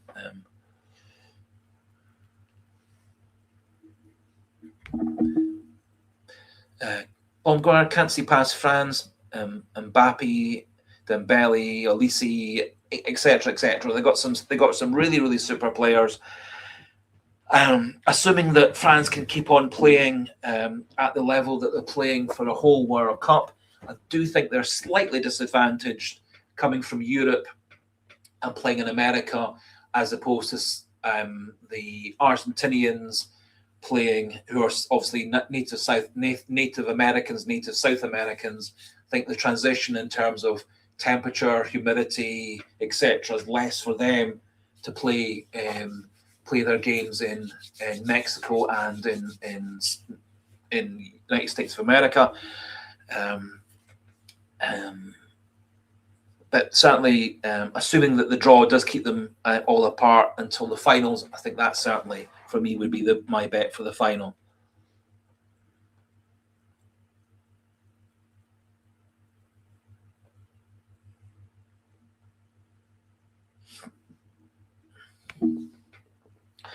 Paul Boy 67 make an interesting point. Declan Rice and Grealish chose Ireland, then backtracked. I do think, and I was actually speaking about this to my daughter, little Miss David 67, regarding the fact that so many players playing for quite a lot of the countries had played for other countries under 17, under 19, under 21 level, and then changed after having played 120 under 21 level for countries, to then go and play for other countries. A large number of the Morocco squad had played previously at under 21 level and beneath for Spain and France and so on, and then changed their nationality to Morocco later on. For me personally, if when you get to under 21 level, you should then be fixed. Who you choose to play for under 21 level should be who you then play for at full international level. I'm not a great fan of people swapping countries that late in their career. If you're a schoolboy, if you're under 18, under 19, perfectly reasonable, because things might not be settled for you in terms of your country, your background, your team, etc. But I do think once you get to that, once you become an adult effectively, so once you get past 18, you should be committed to one country or another. I don't think you should get to chop and change, which Rice, Grealish, and a lot of other players have been able to do, jumping between European nations and then African nations, etc., or the Curacao squad or the Haiti squad, and many of whom were dual qualified and had played for other countries at younger levels.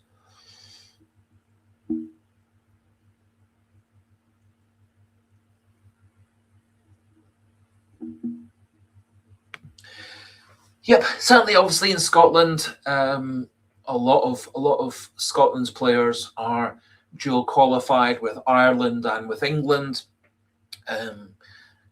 Not quite sure how many of Scotland's current squad are both Scottish and English. Certainly, there are several of Scotland's players who were born in England, English parents but Scottish grandparents, etc. Kieran Tierney, after all, was born on the Isle of Man, but moved to Scotland at a very young age. Some players, despite the fact that they were born in England, committed themselves to Scotland right from the start. So McTominay, Darren Fletcher's son, who was at the World Cup as a backup, again committed to Scotland at a very young age. Angus Gunn was English before he became Scottish again. So I think there is a bit of chopping and changing. For me, once you get past under 19 football, I think then you should be committed to one country or another. Anyway.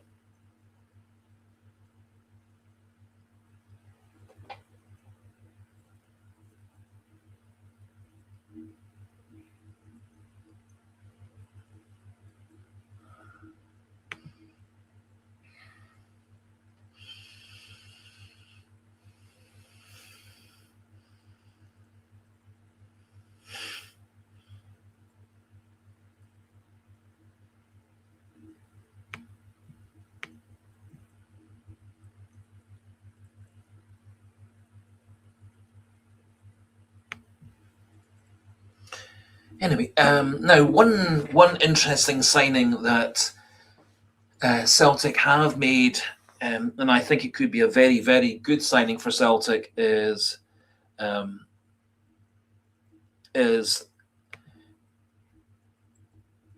signing the coach Ross Grant, who was at Hearts last season as the Hearts specialist tactical analyst, but also the specialist set piece coach for Hearts. Obviously, last season, Hearts, one of the keys to their success was very good defending of corner kicks, high balls, long balls, throw-ins, etc. into the box. But particularly what they exploited was corners, long throws, free kicks into the box, creating goals with the first header, but also with the follow-up shot, the second effort, etc. So I do think that him coming to Celtic could be a very, very important addition to the squad. I think set pieces at both ends of the pitch have been a major weakness for Celtic for the last several seasons. It should really be with the players that Celtic have got, both in defence and attack. It should actually be quite a strong situation for Celtic. Players like Trusty, Scales, both well over 6 foot tall, should really be much more dominant at set pieces. Celtic's also got big players like Nygren and Engels, who are both over 6 foot tall, who could be and should be much more dominant in the other penalty box, and should also be much better at defending in their own penalty boxes. So really, I'm hoping for. So San Fran said Grant was the coach when Hearts pulled their keeper and hit the free first man. Yeah, no, yes. For me, that wasn't down to the coach's poor coaching. I think that was down to, I think it was Blair Spittle not really hitting his ball deep enough into the box. To be fair to Hearts last season, they got a lot of their corners right. They got a lot of their free kicks and long throws into the box right. And they very much made that part of the game a very, very positive tactic for them. After all, in the game where we did beat them 3-1 in the last game of the season, they did score their first goal from a very, very clever corner kick move, players moving in different directions. Quite a lot of the players were to misdirect and take Celtic players out the way so that Shankland would ghost in at the back post. Hopefully that Grant can do similar things at Celtic, because I do think that scoring more goals from corner kicks, free kicks, long throws into the box is something that can easily get Celtic another 4, 5, 6 goals of the season. But also, if they can defend better at the other end, those same situations, I think it's also going to be a major factor in helping Celtic take another 2 or 3 steps forward in Scottish football, but also particularly in European football. I think Celtic could and should score far more goals at set piece situations, and should and could concede far fewer goals at the other end. You think about the 2 goals against Dundee United that lost us that game. You think about the St Mirren match in the League Cup final.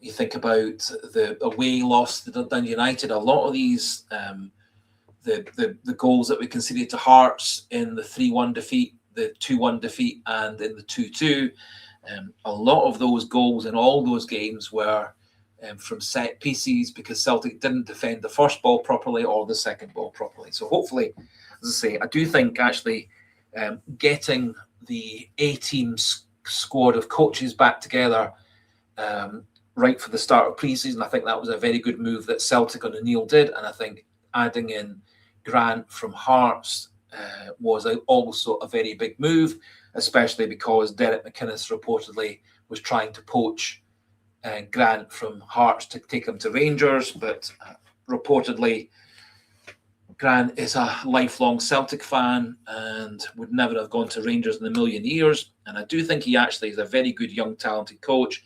He does appear to have this dual qualification of being a set piece specialist, but also a very good tactical analyst, which is reportedly one of the roles that Gavin Strachan did at Celtic.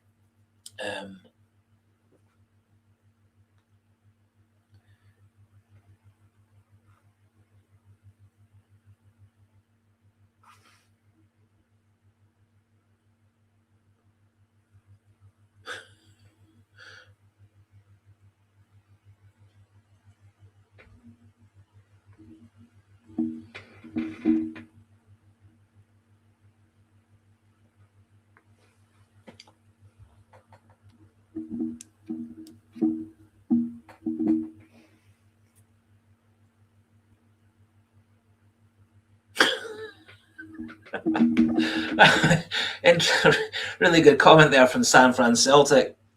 I welcome Grant, or as long as he doesn't interfere with my routine of going and sticking the kettle on every time we get a direct free kick. The thing is, Celtic actually do have players at the club who should be, who are and should be very talented at delivering the ball into the box from corners. Engel's really pretty good. Tierney he's been pretty good. Negren's shown ability. Negren did score that absolutely stupendous goal against Hearts in the game that ended 2-2. So we actually do have quite a number of players who could be and should be goal threats from corner kicks, delivering the ball into the box, and goal threats, delivering the ball into the box from free kicks or shooting direct for goal.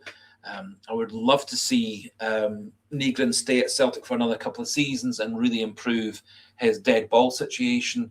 If you think back all those years ago to Shinsuke Nakamura, or not quite so many years back to Lee Griffiths, scoring goals direct from free kicks was a big bonus with Nakamura, big bonus with Lee Griffiths. And I really would like to see someone at Celtic really develop that skill. And I think there are several players at the club who could do a really good job at that. Callum McGregor, for me, given his ability to shoot from distance, could be and should be a player that we're cultivating much more for taking those sort of dead ball situations. I suspect that Engels is probably on his way out of the club. However, I do think, it's only a think, that Negren will be with Celtic another year or two. Don't think he did enough at... don't think Celtic did enough, Negren did enough at the World Cup to really push his case forward. I think, as I said, he had a good game for Sweden, rubbish game for Sweden, and then was pretty unimpressive when he came off the bench in the last couple of games for Sweden.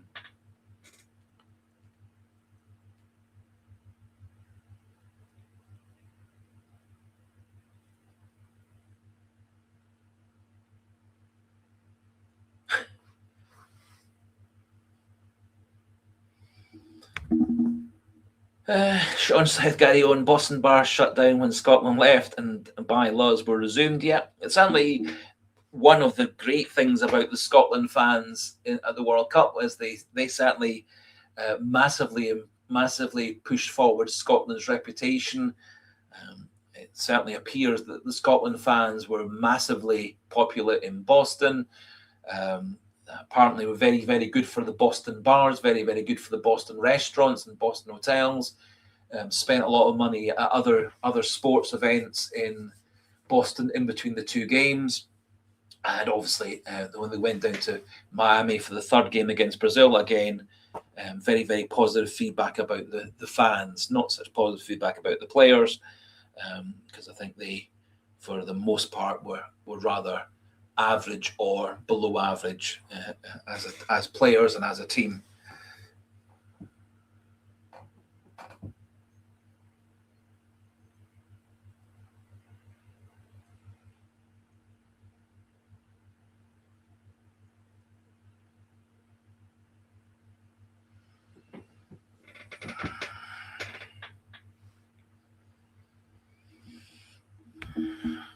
So, Ronnie McNairney, why won't the board buy new players? I think the football. I'm not massively convinced that the board are holding up Celtic buying players. I think Maloney and O'Neill and the scouting team, the recruitment team, are trying their best to put together players that actually will improve the Celtic squad. As I said, part of the situation at Celtic is the fact that, as things stand, we haven't lost any players apart from Inamura, Palma, and Welsh. All the other players that played with us, who were permanent Celtic players from last season, are still Celtic permanent players now. The fact that Engels and Maeda are still with the club, Hatati's still with the club, it does mean that Celtic aren't terribly sure just who they're going to have to replace. I do think Celtic are looking at lots of players, depending on which version of the stories you believe. As we were saying a wee bit earlier on, Celtic reportedly, according to one particular source, or two or three sources rather, were that Celtic have made a bid for this player, Dinko Horkas, the goalkeeper for Las Palmas, coming from Spanish football. So one story just recently, backed up by stories tonight, was that Celtic have put in a bid of something in the region of £4 to £5 million for Dinko Horkas.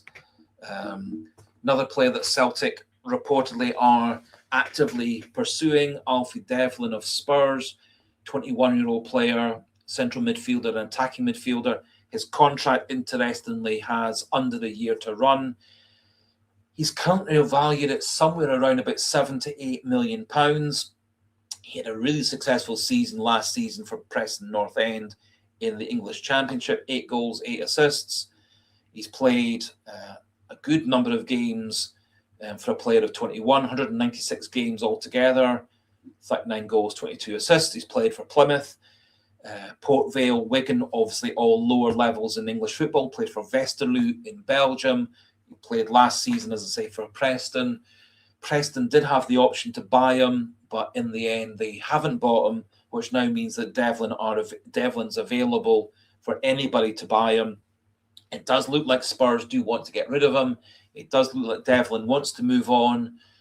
And reportedly, Celtic and Devlin's agent and Celtic and Spurs have got very close links. And so that's a definite possible deal. Whether there's an actual bid for him is less certain. We'll find out hopefully in the next week, 10 days. Another player in the last few days that Celtic have been strongly linked with is a Lithuanian player playing for Torino, Gavidas Giannaitis, 22 years old, central midfielder, 6'3", 32 games for Lithuania at full international level, which is pretty impressive for a 22-year-old. Primarily a central midfielder, can drop deep to be defensive, can go forward to be an attacking midfielder. Has unfortunately got 3 years left in his contract, valued at £5 million. It's thought that probably something double that is what it's going to take to get him to leave Torino. However, Torino want him to stay, although Gavidas' agent is keen for Giannaitis to move out of Italian football to be a star player at another league rather than a backup player in the Torino squad. So far for Torino, 80 games, 3 goals, 3 assists, 14 yellow cards, which is quite impressive for a player who's played 80 games for Torino, 140 in his whole career, which has all been in Italy primarily. 142 games, 20 goals, 7 assists, 27 yellow cards, 2 red cards. So it does look like Gavidas Giannaitis is a player who can mix it in midfield, So it could be the kind of player that Celtic are looking at, as I say, valued at 5 million. But it's thought that probably something like 10, 11 million is what Celtic would need to pay for him. Sounds very similar in many ways to when Celtic took a bit of a gamble and bought Engels for 11 million from Augsburg 2 seasons ago, buying a player primarily because of his potential, remembering that Engels came from having played a couple of years for Augsburg, one of the lower half teams in the Bundesliga. One could say that Gineitis, the Lithuanian at Torino, is the same sort of player, a young player, lots of potential. In this case, he is a player who's played 32 international games. And some sources saying that Celtic are preparing a bid of around about 8 to 10 million to take him to Celtic. Whether that's enough, we'll find out. Whether Torino do let him go, that's another matter. They apparently don't want him to leave. They've got 3 years left in his contract, so there's no great rush for Torino to sell them. So maybe Celtic would have to pay well above the odds to get him to come. Good to have you on, Chipper67. Hopefully you had a nice holiday across in America, in Boston. Good evening to you. As I say, in a wee message we had earlier on in the day through the community section, you've been in Boston for a couple of weeks.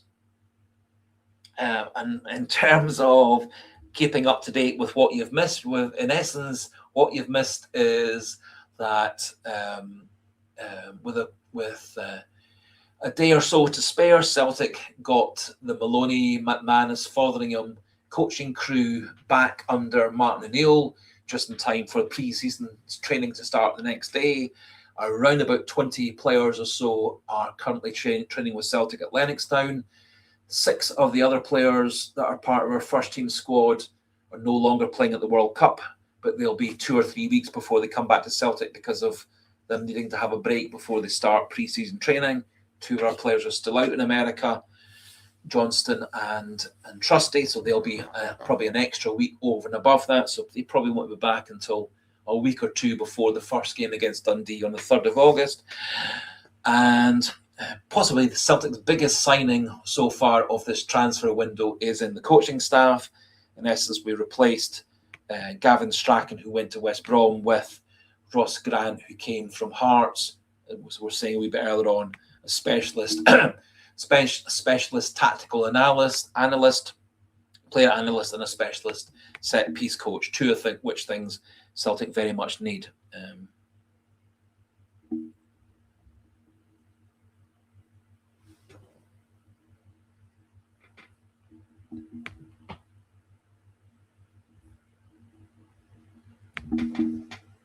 Yep, and it's mostly if I accidentally said Devlin, I'm sorry. This, as it says on the screen, it's Divine rather than Devlin. It could be my accent. It could be the way that I pronounced it. It could be that I was rushing my words. I do apologise. His name is Alfie Divine. If I accidentally said the wrong name one time, I do apologise. But my graphic was quite, and I was in my head, I was saying Divine, even if I did say Devlin. So apologies if I said the wrong name. From what I've seen, which has mostly been highlights of his time at Preston North End, he looks a very decent player, looks a good young promising player. He looks similar to, as I say, Arnie Engels, looks similar to Matt O'Reilly, a player who's not a finished article, but has tons and tons of potential, tons of ability, and could be a very good player for Celtic. Has played 2 games for the Spurs first team, scored 1 goal for Spurs at the highest level. So I think there's an awful lot of positives, and it does look like Spurs want to move him on, and that Divine wants to move on as well.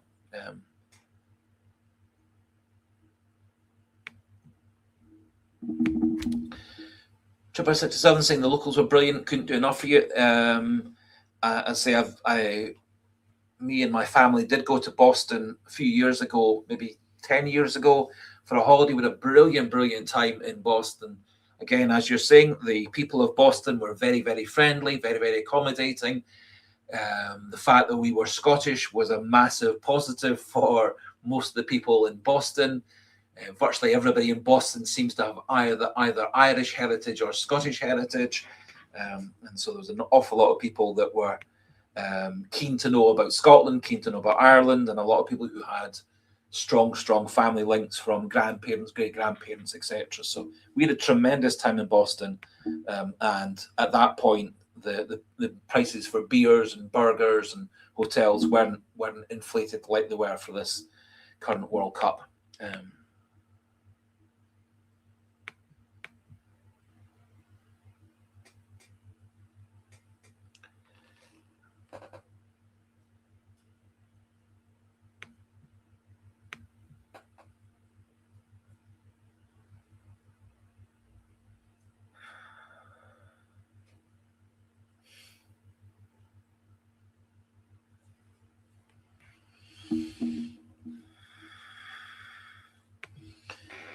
Ryan McNerney, can't fathom out why Iheanacho hasn't been signed. Also,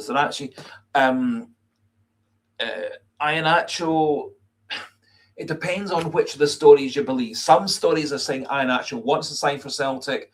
Other stories saying that Iheanacho wants to look elsewhere. There's not been, as far as I can see, an awful lot of interest in Iheanacho from any other clubs. Bursaspor in Turkey, they have him on their target list of about a dozen players to be one of their 2 strikers for next season.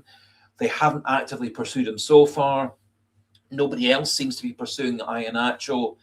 As I said earlier on, I do wonder whether O'Neill doesn't believe that having Iheanacho in the squad is worth it, given the fact that he doesn't appear to be able to start a game for Celtic. He only appears to be a finisher for Celtic. Whether making one of the highest paid players in the squad a player who only comes off the bench is one consideration. My thought with Sirachi is that Sirachi is weighing up his options. He knows that he's definitely got to leave Boca Juniors. At the end of last season, there was reportedly half a dozen clubs who were keen to sign Sirachi, one of which was Celtic. So it may be Sirachi and his agent are just sitting down looking at what offers are on the table in terms of other teams in Argentina and Brazil, of which there were some rumoured. Reportedly, some offers from England, some offers from Spain, and some offers from America. So my thought with Sirachi is it's not down to Celtic, it's down to Sirachi not being sure whether he wants to come and be Kieran Tierney's backup at Celtic or whether he wants to go and be the first choice left back for a team in Uruguay or Argentina, or be a backup left back in La Liga in Spain, or be the first choice left back for a team in Major League Soccer. So for me, the reason that Sirachi hasn't signed is probably, for me, more down to Sirachi choosing not yet to commit to Celtic because he's looking at all his different options. Anyway, we don't know because neither Sirachi has been talking about it in public, and Celtic, like virtually every football club, aren't talking about their transfers in public. For me, as is the case for quite a few other Celtic fans, I'm not convinced that Iheanacho would be worth the money if he's simply only able to give Celtic 15, 20 minutes off the bench once a week. For me, Iheanacho has to convince me that he's completely fully fit, because it's all very well and good saying, okay, Iheanacho can come off the bench, he can score us 15 goals, 20 goals in a season, which probably would be the case if he kept himself fit for the whole of a season.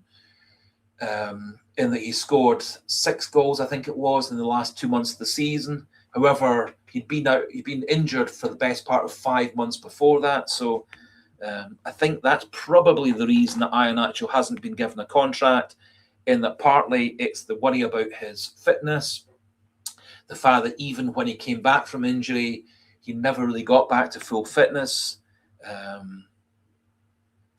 And my suspicion is, given the high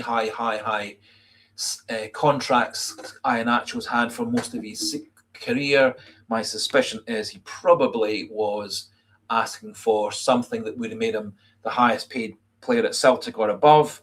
And I'm not convinced a player that can only play a quarter of a game is worth being the top player, the top paid player at the club.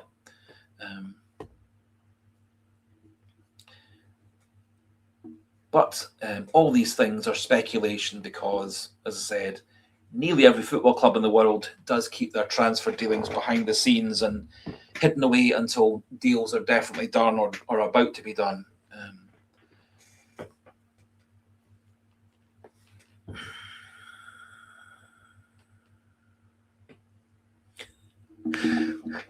Nice point from Paul Boy. At least the next World Cup will be cheaper. No sitting up to the middle of the night watching matches. I think it will be certainly easier watching the next World Cup. I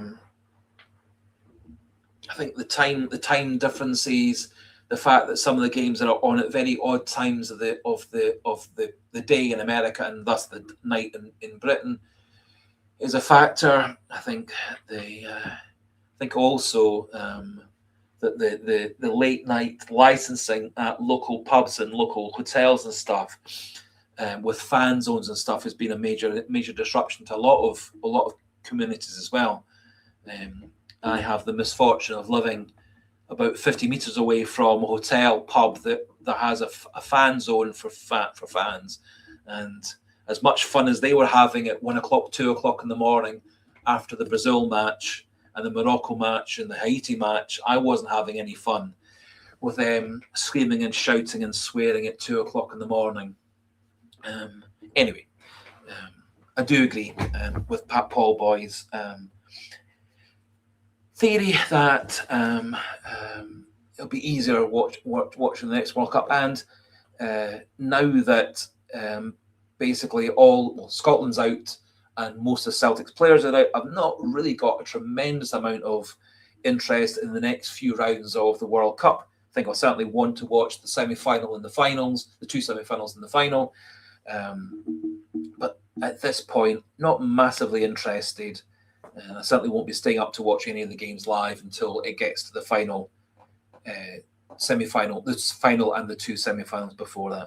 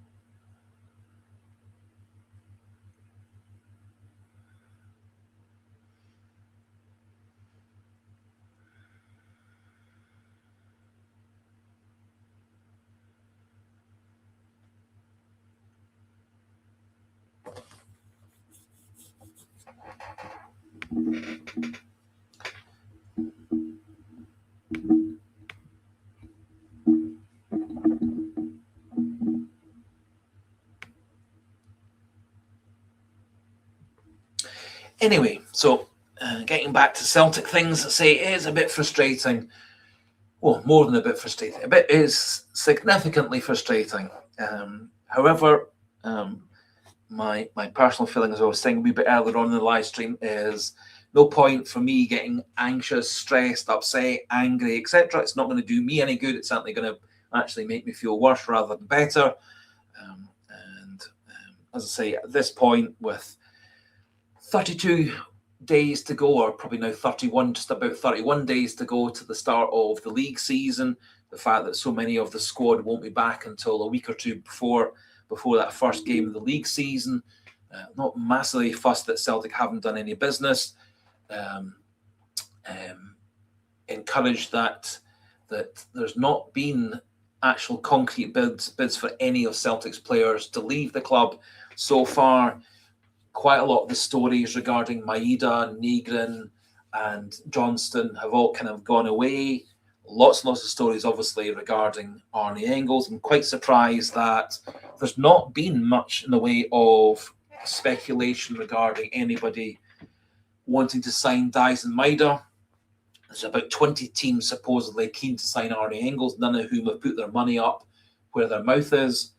Surprised, as I said, that Maida hasn't created more speculation. I thought he had a pretty good World Cup for Japan.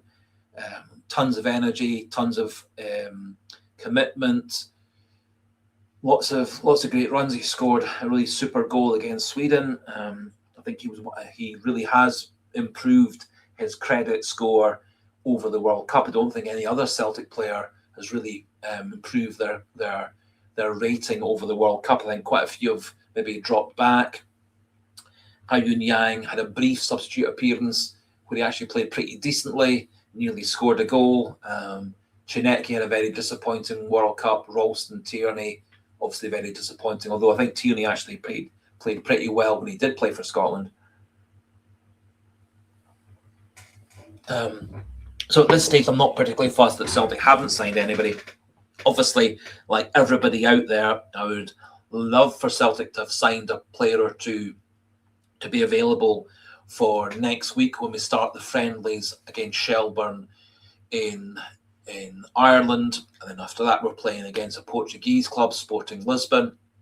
Then we've got the two home friendlies with West Brom and AC Milan.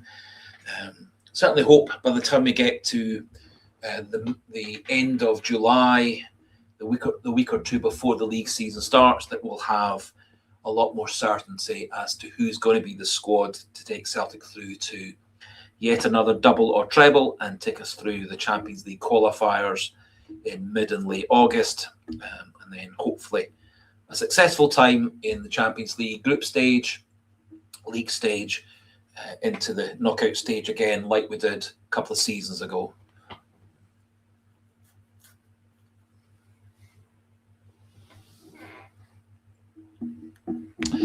Interesting question, Slabbing Cabbage. Would I forgive the Celtic board for prioritising SPL preparation over Champions League preparation this season? I think the two very much go hand in hand. I don't think preparation for the Champions League is any different from preparation for the Scottish Premiership and the Scottish League Cup and the Scottish Cup. I think the two things go together. I think Celtic have got good players at the club already. I think Celtic will still have good players at the club, even if we didn't buy anybody. I think we still have the core of a good squad.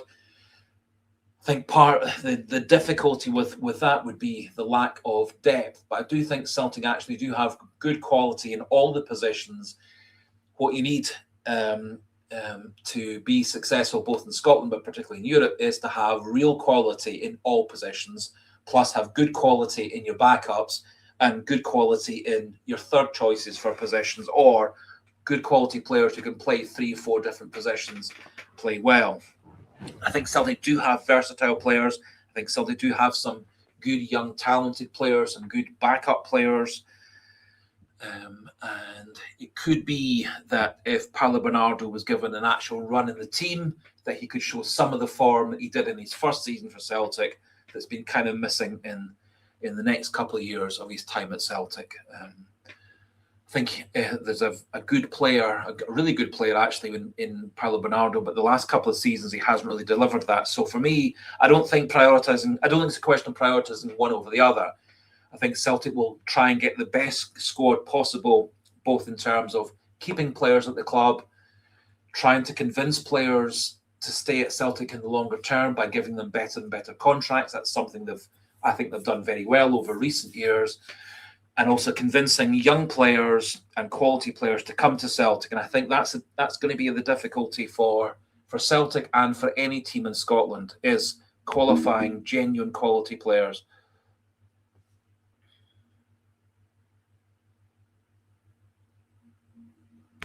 Yes, Slabbing Cabbage, it's a matter of opinion.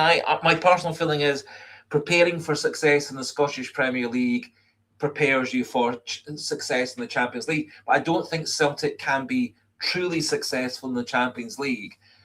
I think what their ceiling probably is I would be very surprised if any team like Celtic can ever get past the last 16 of the Champions League. Bodo Glimt got to that stage, couldn't go past that. I can certainly see Celtic with our current players getting, like we did 2 seasons, to the last 32 with a slightly kinder draw than it was when we played Bayern Munich, one of the strongest teams in Europe in the last 32. I think a slightly nicer draw that could get us into the last 16. I think personally, that's probably Celtic's ceiling in terms of where we are in terms of the strength of our actual league. I don't think Celtic, unlike 20 years ago, can truly get the best players in Britain, good players from Europe to come and play for us. I think we have to look at getting promising young players who are good to making them very good, or getting established players from America, Japan, etc., or Scandinavia, Eastern Europe, so from less fashionable leagues, less well-known leagues, less well-known players. I think the days of Celtic signing really well-known players, players who already are stars, is unfortunately a thing of the past until Celtic get to Celtic get to sorry, give me a second. Until Celtic get to play on a level playing field with the really big clubs in Europe who have the gigantic big sponsorship deals, the gigantic big prize money, and the massive TV contracts to get to. I think unfortunately in European football, the gap between the big leagues, the medium leagues, and the smaller leagues, and I think unfortunately Scotland is dropping into the smaller leagues in European terms, is getting wider and wider and wider, and will continue to get wider and wider and wider unless the structure of European football gets changed. I'm not convinced that Celtic, unfortunately, because we're based in Scotland, can really compete on a level playing field with other countries. So for me, something along the lines of what we did 2 seasons ago and going one step forward, i.e. out from that into the last 16. I think that's a genuine hope that Celtic could do, with continuity of players, continuity of squad, continuity of management, and as I've said on previous live streams, the fact that Celtic have kind of changed the manager every 2 years for the last 16 years or so since. So Brendan Rodgers came in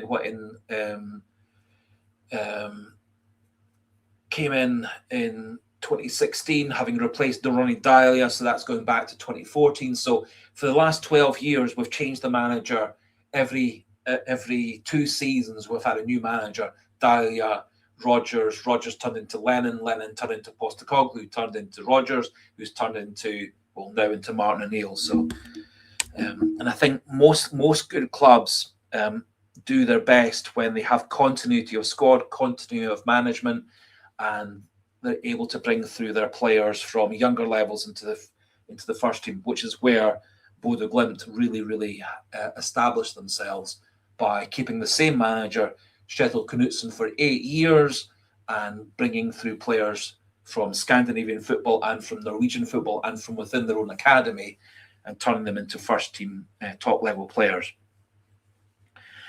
So I think actually Celtic is a long-term project, but I think possibly over the last couple of decades, it's more been short-term projects rather than long-term projects,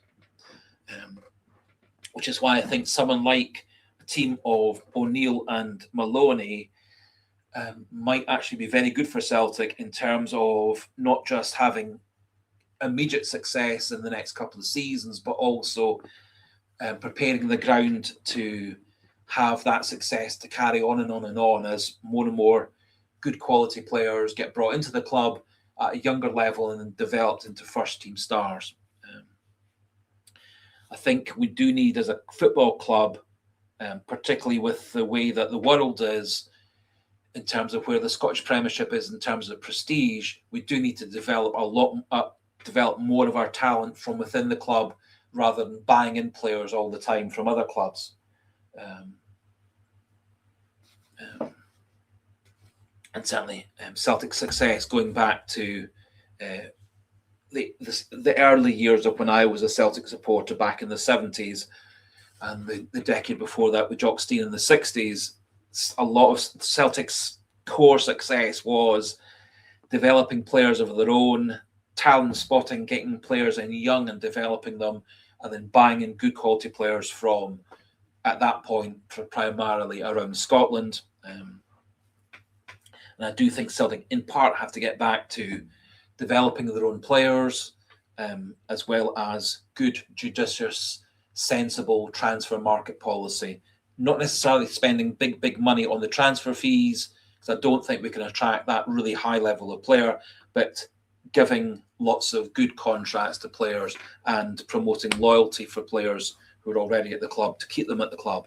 So convincing your Johnsons and your Carter Vickers and your Jotas and McGregors and so on and so on and so on to stay at Celtic rather than taking big money to go elsewhere. And that appears so far to be the case with Callum McGregor.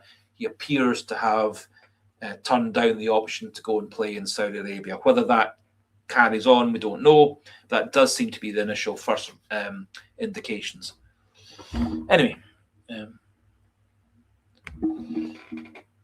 Bray Martin saying you wanted Sean Maloney as the Celtic manager. I'm not convinced that Sean Maloney's best role at a football club is as the actual #1 manager. I think he's a brilliant head coach, brilliant assistant manager. I'm not convinced that he is cut out to be the actual final person who takes all the pressure, has to field all the criticism, and be kind of the figurehead and spearhead to the club. I think Martin O'Neill is a very, very good person to be that spearhead, that father figure or leader figure at the club. I think Postecoglou was like that as well.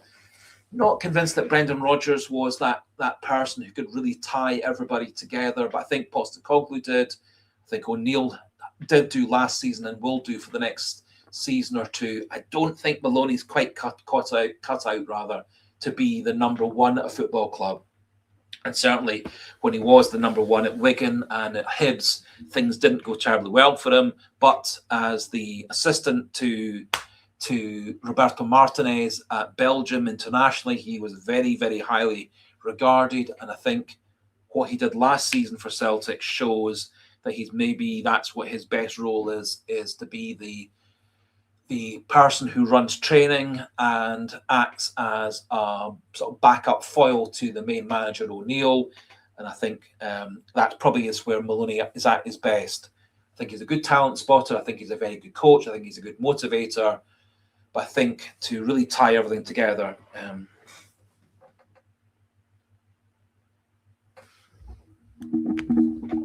so Slapping Cabbage, I completely agree. Celtic need to invest some of our wealth in top-class recruitment, scouting, analytics, and become a magnet for young, talented players, sell them for a fortune and move up the scale. Yes, in essence, that's what I obviously wasn't getting my point across properly. I agree entirely. We need to, but investing in scouting, recruitment, talent spotting, analytics, player development, that's not something that happens. You can't just switch that on and it all starts being perfect within a month.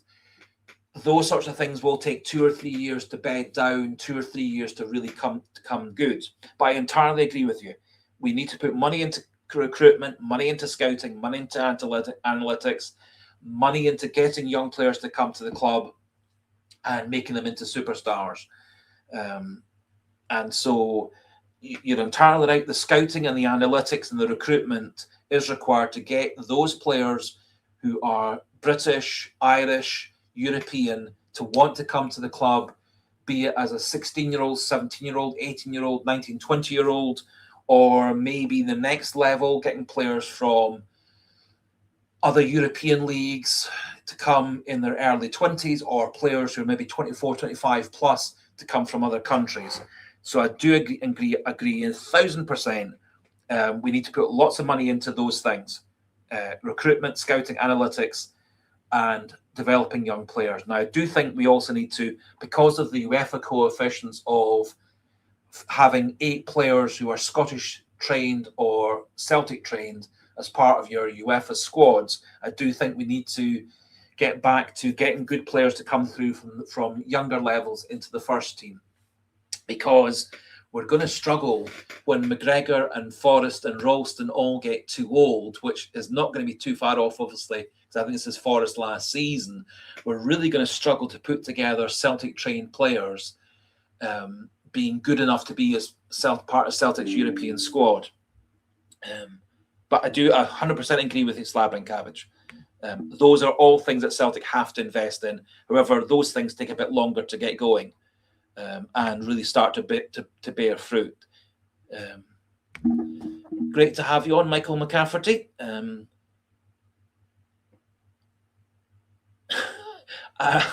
Sorry, Michael. Michael Ross. Apologies. My eyesight's starting to fade a bit. Hail to you, Michael Ross. I apologize. I misread your name the first time around. There is the option of watching the live stream if you want to from the start, once we finish it, and it's fully uploaded onto YouTube. So there are a surprising number of people who actually watch the live stream as a recorded podcast type of thing rather than a live stream. So I do apologise. We've talked about lots and lots of things. Michael Ross, great to have you on. We're at around about 11:30. I was planning to keep going till a wee bit after midnight, so maybe another half hour, 45 minutes. As I was apologising to you earlier, eyesight's starting to get a bit bleary with it being past almost midnight.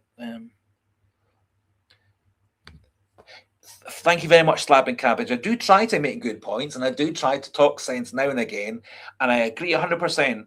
The thing being, the things you're talking about, recruitment, scouting, player development, is something I think Celtic have been deficient at doing for a long, long time. I think, as I was saying, the fact that we've had managers for 2 years at a time for the last 16 years or so, since the time of Ronnie Dahlia, I do think that the constant changing of managers, the constant change of coaching, the constant changing probably of scouting and scouting direction, going from one manager to the next, to the next, to the next, to the next, I think that does cause difficulties. So whether Celtic need to get into a system of scouting, recruitment and analytics where the club takes fully control of that and the manager is sort of a secondary figure to it, or whether, as we do seem to still do, put a lot of emphasis on what the manager wants as to being what the players are that come to the club. Now, that did seem to work for me particularly well under Ange Postecoglou. He seemed to work far better with scouting and recruitment than Brendan Rodgers did, or Neil Lennon had done before Postecoglou's time, which is why I'm hoping that Maloney and O'Neill will work very well with scouting and recruitment in the next couple of years to get good players in now, but also get good players in at a younger level to bring them through in 2, 3, 4, 5 years' time to be first-team regulars.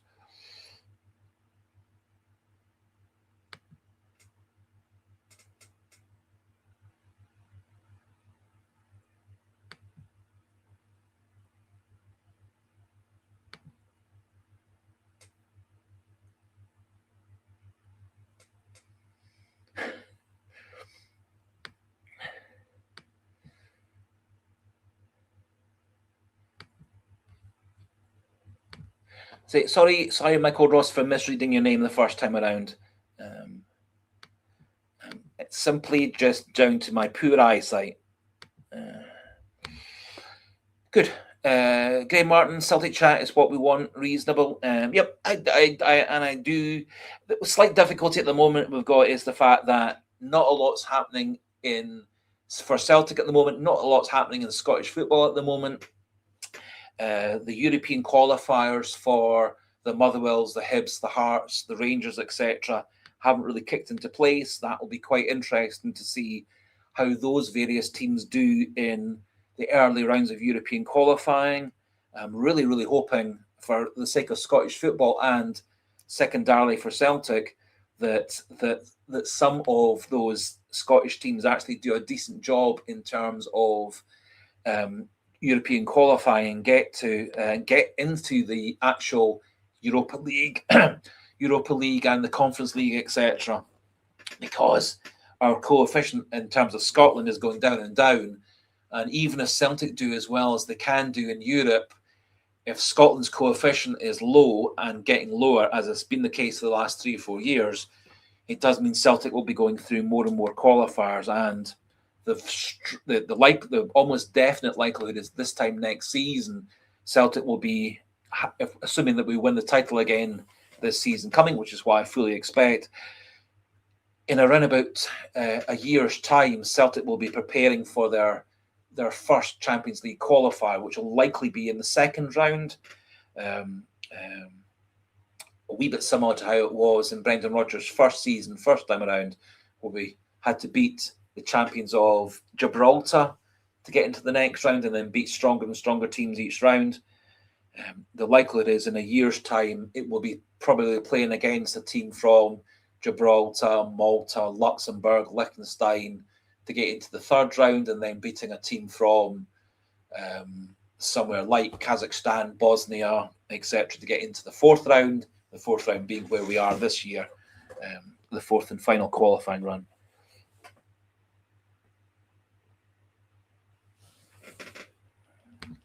Interesting point, Ronald McLean. Why does Celtic buy players recommended by agents? Surely agents have a selfish interest. I think that's a very, very true point, both in terms of players coming to a club and leaving the club. I don't think Celtic are the only. I think pretty much every football club in the world relies a lot on agents. I think the reason that Celtic and all football clubs work with agents is it does actually allow you to say to know whether a certain player would consider coming to play for Celtic before you start negotiating with that player's parent club, whether they're going to come to Celtic. Interesting thing with regards to this young Lithuanian player playing for Torino in Serie A, Gavidis Genaitis, is it would appear that his agent has already sort of implied, without saying for definite, that Genaitis would consider coming to Celtic as being a viable option as the next stage in his career, swapping from a sort of mid-table, lower-table Serie A team like Torino, where he's not a regular first-team starter all the time, to come to Celtic to be, hopefully, a Celtic starting midfielder week in, week out, and game in, game out. It does appear that he's interested in coming to Celtic. The fact that there's been so much interest and speculation regarding Alfie Devine and the apparent link between Celtic and Spurs and Celtic and Devine's agent does also suggest that there's been work behind the scenes with Genaitis and with Devine to kind of pave the way for Celtic then to take the next step by going to the club, rather than Celtic going to the club and then coming to the player after the deal has been negotiated with the parent club. I think there's been a few times where it's been the other way around, and Celtic's gone to the club first and then the player second. Kasper Dolberg maybe being the better option, the better example of that, where Anderlecht in Belgium were quite happy to sell Dolberg to Celtic, and then Dolberg got cold feet and decided he didn't want to come and play for Celtic, and then shortly after got the deal to go to Ajax, which was one of his dream clubs to go back to. So I think working with agents is useful, probably primarily for working out which players are happy to come to Celtic or willing to come to Celtic, and then Celtic can then take the next step. Another example of where Celtic kind of did things that way around rather than the other way around was with Sebastian Chinecki. Now, Sebastian Chinecki, for me, has been a sort of 50-50 player for Celtic. I think he's had good games, bad games, average games, rubbish games. I think there's a good player inside Chinecki that hopefully Maloney and O'Neill will definitely get out on the pitch week in, week out this season. But reportedly it was Chinecki who forced the move 90% from his Swedish club to come to Celtic at the end of the transfer window, because his club were trying not to sell him and were blocking all Celtic's moves until Chinecki and his agent kind of forced that move. I think some players at Celtic, such as Arnie Engels, I think his agent and Engels have been angling for a move away from the club for the last 6 months or so. I don't think Arnie Engels saw being at Celtic as being a long-term move for him. I think he saw Celtic as a stepping stone to one of the big 4 or 5 leagues of Europe, and so it probably will prove in a couple of weeks' time.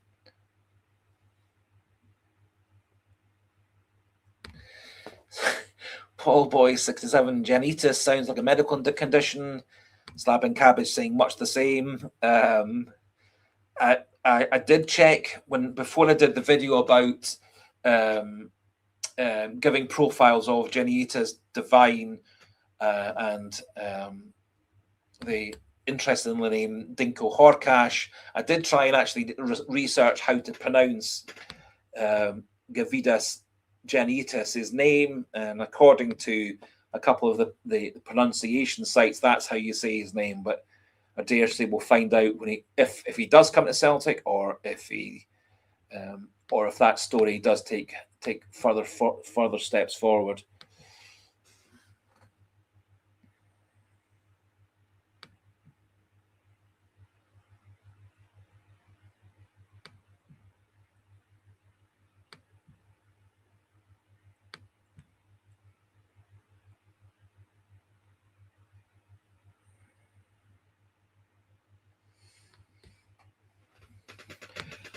Certainly, Graham Martin, if the stories are true regarding what Torino might want for Gavidas Janitas, is that they are talking somewhere north of £10 million. As I was saying a wee bit earlier on, the transfer market valuation, people put him at £5 million, which is, for me, is very, very reminiscent of where Arnie Engels was. Prior to coming to Celtic, most people had him sort of rated, valued as a £6 million, £8 million player. Celtic ended up paying almost double that at 11 million, which of course was the Celtic record of all time. I do think Celtic probably need to get, if Janitas does genuinely want to come to play for Celtic or come and play in Scotland, I think a bid similar to the Engels bid of 10, 11 million, 12 million is probably where Celtic would look to pay. Their stories regarding both him and another player who was linked to Celtic. Just a second.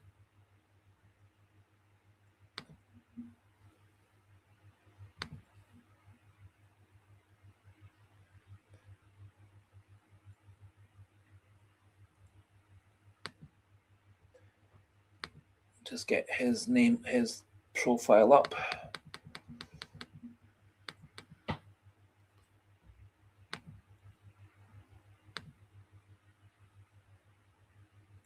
So this was a player that Celtic were linked with maybe a week or two ago. Alvaro Rodriguez of Elche in La Liga, 21-year-old Uruguayan, 6'4", plays striker centre forward.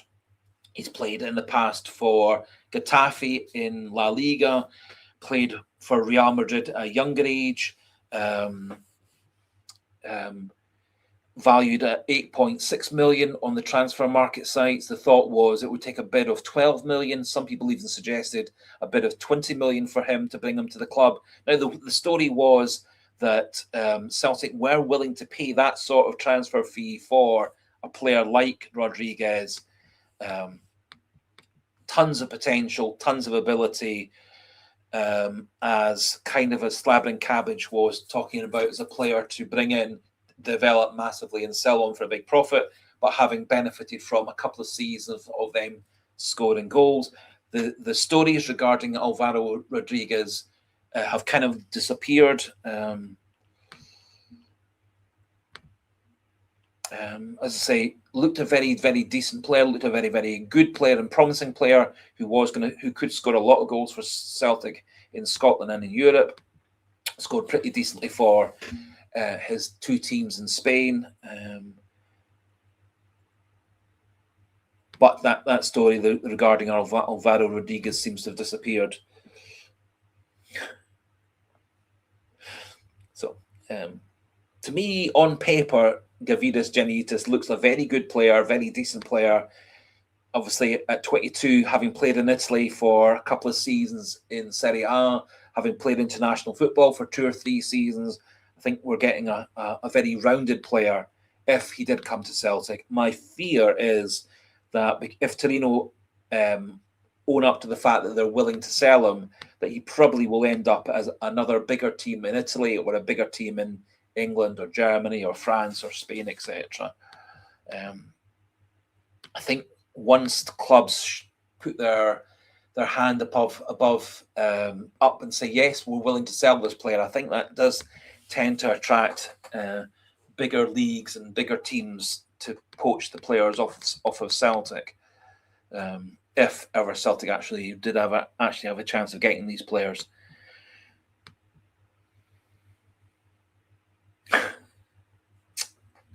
Oh dear.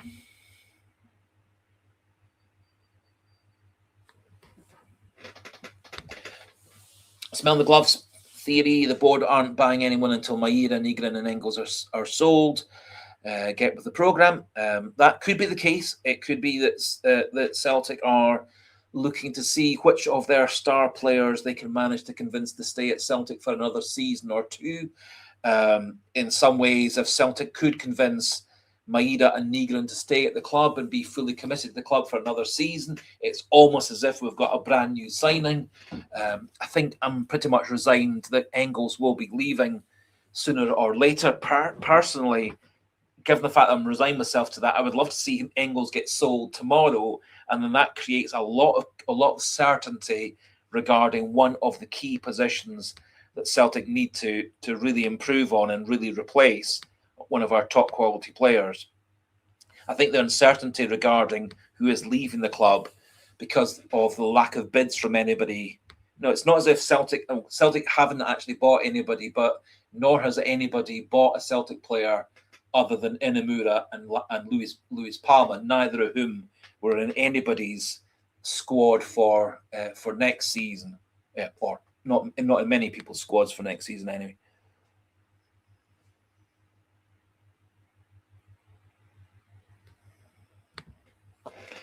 Brian Harkins, Celtic aren't signing any players worth 10 million plus. I would tend to say that that's not really borne out by Celtic's transfer purchases 2 seasons ago, Ida for 9 million, Engels for 11 million. So Celtic signed 2 years ago just a player just under the £10 million mark, and one player is just over the £10 million mark. I think the fact that they've done it before means that they would happily do it again.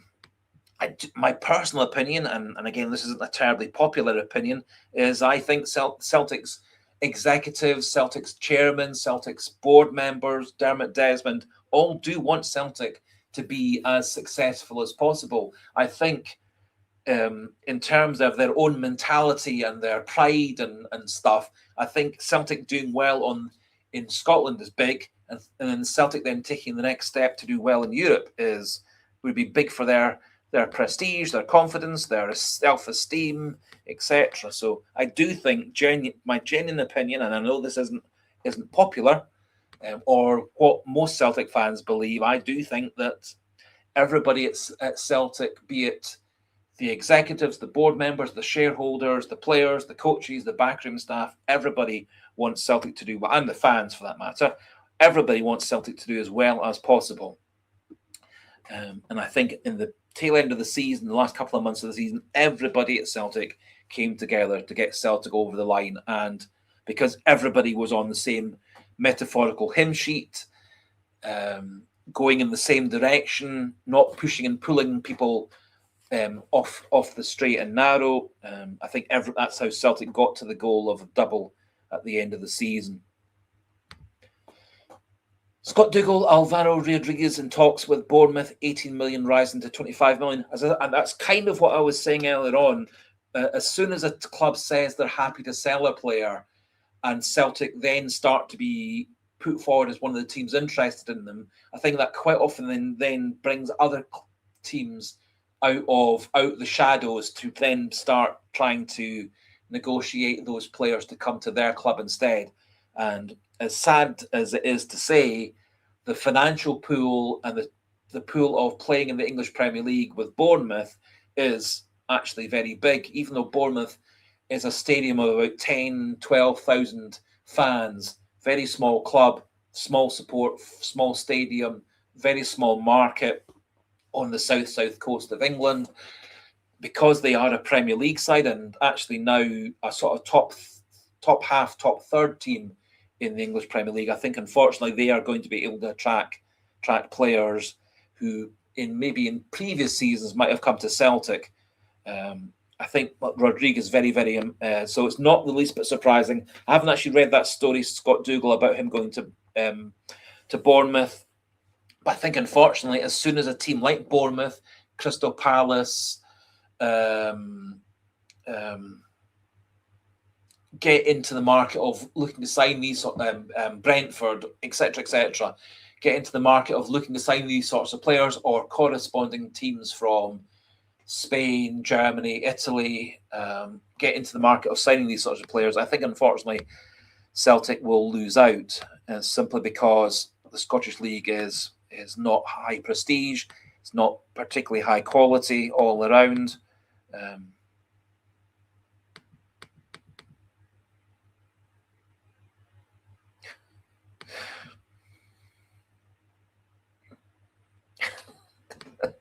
Some very entertaining, interesting conversations and comments and stuff through the comment section. Unfortunately, I can't really put many of them up on the screen, but some still very interesting stuff from Michael Ross and Sean South, Gary Owen, Sligo Boy.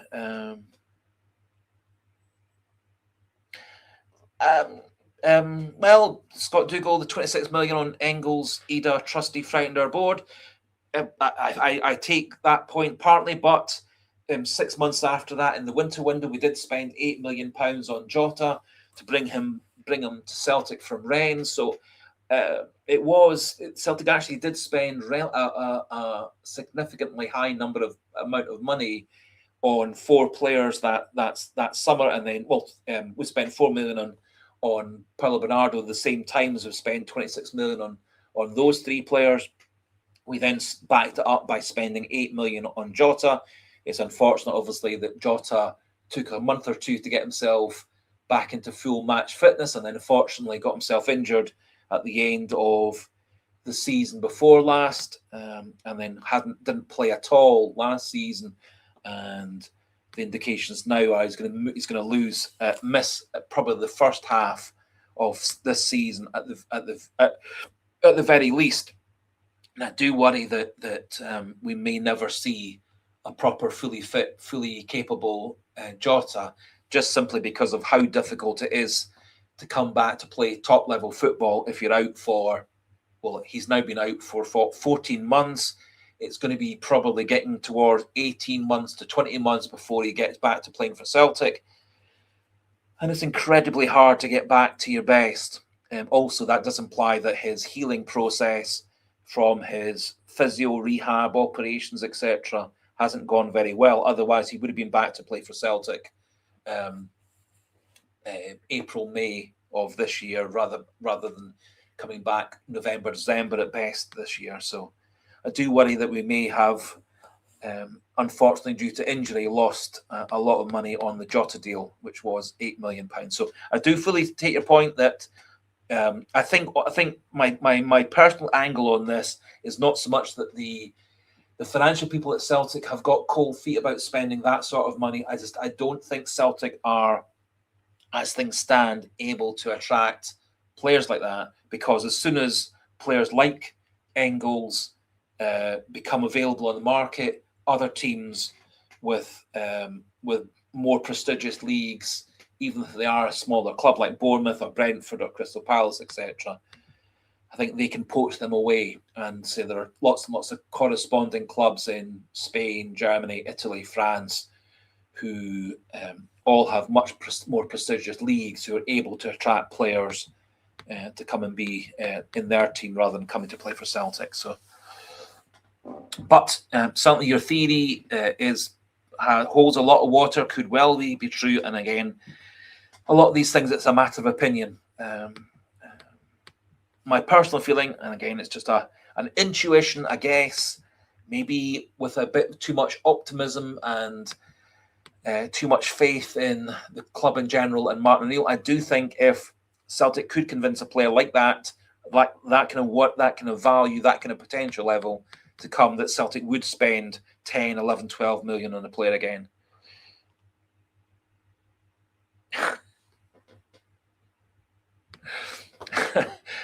Thank you, Michael Ross. Before you say before you go, will you read us all a bedtime story?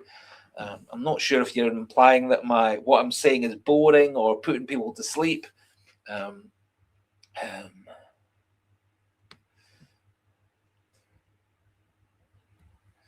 But not really in the not really now in the not really in the market of reading. I actually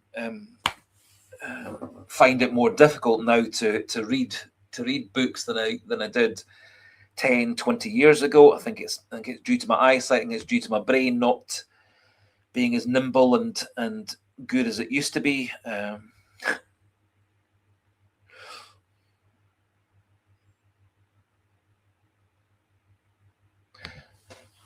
Brian Harkin, the board will see someone like Cameron Carter-Vickers back as a brand new signing. I think it's a reasonable thought, given the fact that for 2/3 of last season we didn't have Carter-Vickers on the side. I think a fully fit Cameron Carter-Vickers makes Celtic stronger in defence.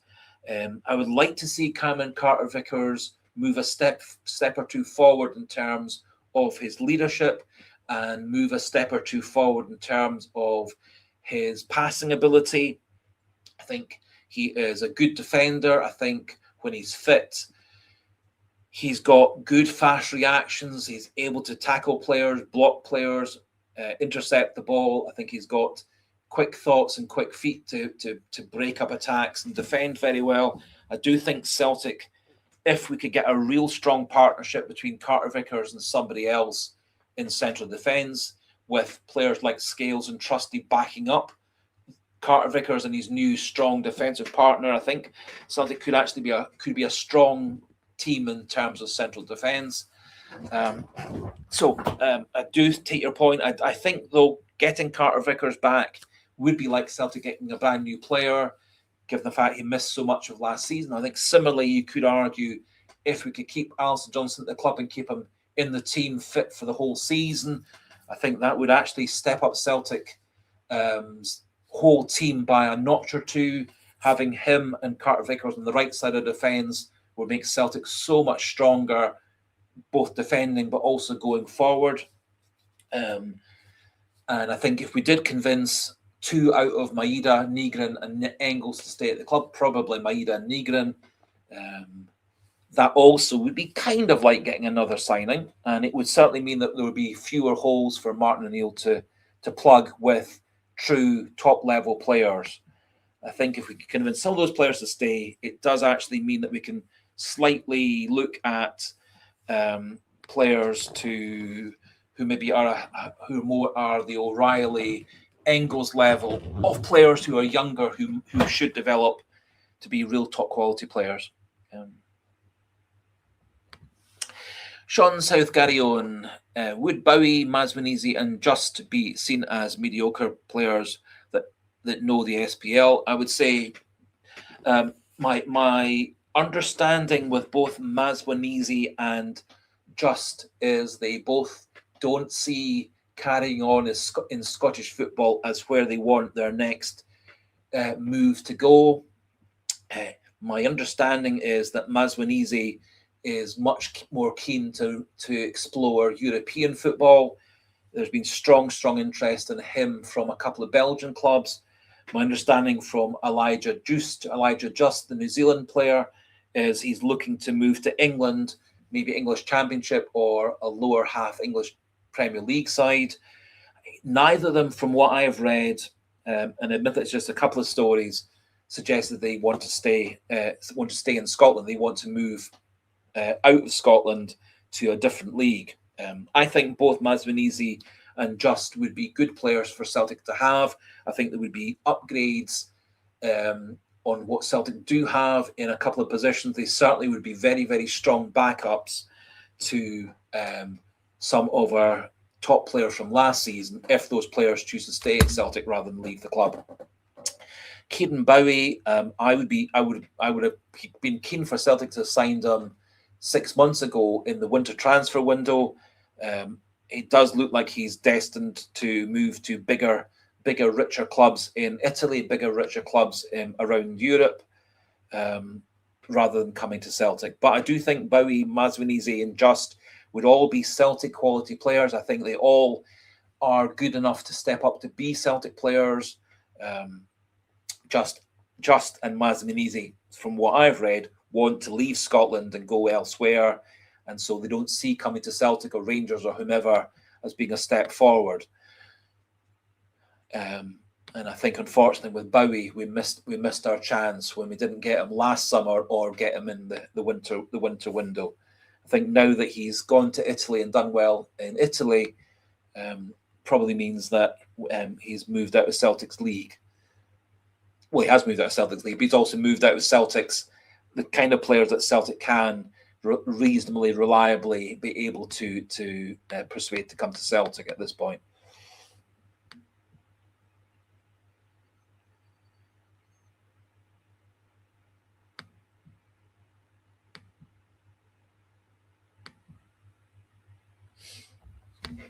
That's a really interesting point, Pat McLaughlin, and I think there could be a lot of merit in that, actually, given the fact that we managed to persuade in previous times players like Kuhn and O'Reilly and Kyogo to stay at the club 6 months longer than they maybe wanted to do. O'Reilly, Kuhn, Kyogo all actually performed pretty well right up until they did get their transfers. What tends to happen more often is the players get convinced in the winter to stay till the summer rather than the other way around. But I think there could be a lot of merit in trying to persuade Engels to stay one more year at Celtic, another Champions League campaign. It might well move him up a rung or two in terms of the kind of club that he can go to. A lot of the clubs who are in for him from England are not particularly high-level clubs. It's been teams like Nottingham Forest, Crystal Palace, Fulham, West Ham, who've been looking at possibly getting him. It's been the sort of certainly in Italy, AC Milan were said to be looking at him. Lazio were looking at him. So it's certainly a higher level of Italian club. But the thing for me that's actually been very interesting has been the fact that nobody so far has put in a bid for Arne Engels, despite the fact that the transfer window has been open for a few weeks. It's what 3 weeks or so, 2 weeks? Certainly 2 weeks and a bit since the transfer window. It'll be 3 weeks on Monday. So it's 3 weeks on Monday since the transfer window opens. Now, disappointing Celtic haven't signed anybody in those 3 weeks, but also for me quite curious that nobody from Celtic other than Inamura and Palma has been sold from Celtic in those 3 weeks. So, and as I said earlier on, my impression is the worldwide transfer window has been very much on the slow side all round.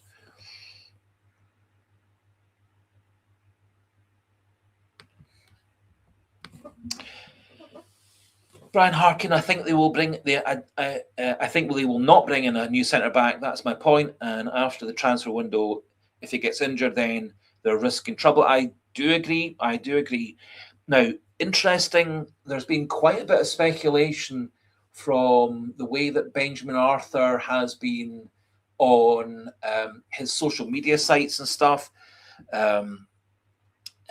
suggesting that there's a possibility that he may come back to Celtic either on a season-long loan with an option to buy, or a season-long loan to get more and more first-team practice, first-team games.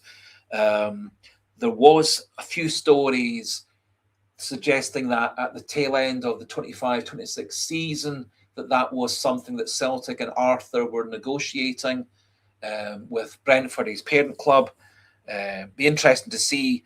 My suspicion is if that did prove to be the case, that probably would be happening later in the transfer window rather than now, because that's generally is when all the loan deals would happen.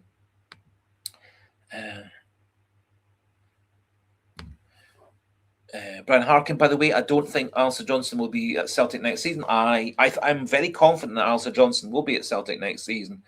I don't think his performances at the World Cup have been the superstar levels that would convince clubs to buy him. I think Alistair Johnston is a very, very good player for Celtic. I do think personally he's a player who has a certain loyalty to Celtic more than many overseas players do. I think Johnston comes from a family who are lifelong Celtic supporters. His whole family back in Canada are of Irish origin and Scottish origin. His family, reportedly, when he was a wee boy, would get up in the middle of the night to watch games from Scotland live on TV in their house in Canada.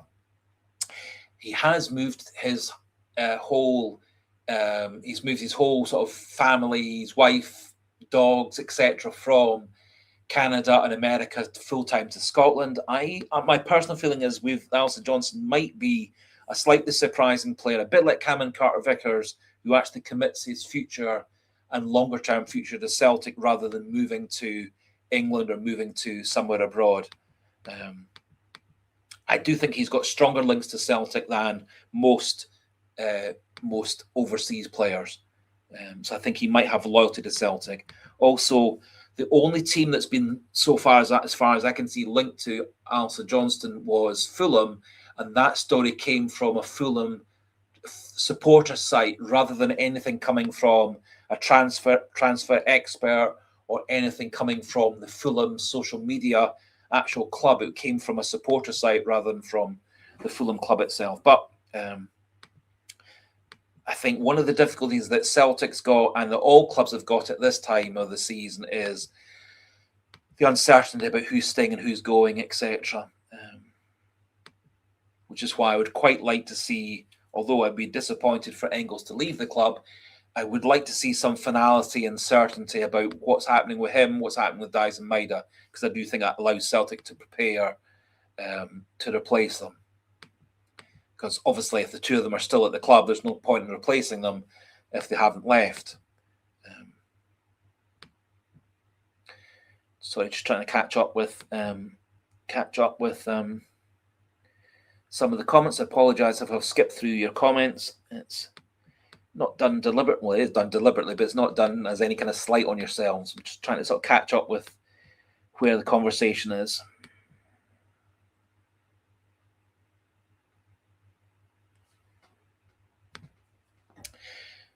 Brian Harkin, sorry, again, really interesting comment. I'm sorry for being so negative, but when I look at Celtic right now, that's all I can see, everything going wrong, and it seems like the only people who care are the fans. My personal thing is, maybe, and certainly is the case, in terms of Celtic, I am always super, super optimistic. So even when things looked terrible for Celtic at the end of the Wilfred Nancy experiment of 6 weeks or whatever it was, I still thought when O'Neill came back in to take over Celtic in early January, I was still convinced that Celtic would qualify out the Europa League into the knockout phase. That happened, and I was very confident that Celtic would win the cup and the league and win the double last season, and so it proved. And maybe I'm too optimistic. Maybe I'm too sort of rosy spectacled, etc. I am too forgiving of people. But I do think Celtic are going to do very well this season. I do think Celtic will get quite a number of players in over the next 4 weeks or so. and then probably add another 2 or 3 in the final 4 weeks of the transfer window. I do think before we start the league season in 31 days' time, that Celtic will have 3 or 4 new players in, hoping that we won't have lost any more than a couple of players. But I think I can fully understand why people are more negative in their outlook, more negative in their thoughts than I am. Maybe I'm a bit too optimistic, a bit too trusting that Celtic will get there in the end, like they did last season, when things looked very, very poor, very, very difficult, very, very unlikely that Celtic were going to get any success last season. Everybody pulled together. The players, the coaches, the fans, the board, the executives, everybody started pushing and pulling and going in the same direction. And I'm very, very hopeful that's going to be the case this season. But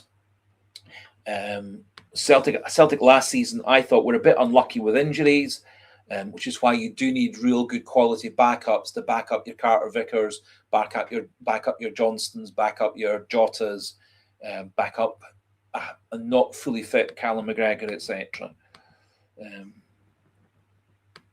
So fully accept and take into consideration you're feeling a bit more negative about things than I am, and I fully understand. I think my times of feeling negative about Celtic are way back into the 80s and 90s, when things were really truly awful for Celtic in terms of on the pitch and off the pitch. For me, the last 25 years, the last 15 years, when we've won the title in all but one season for the last 15, have been very, very positive.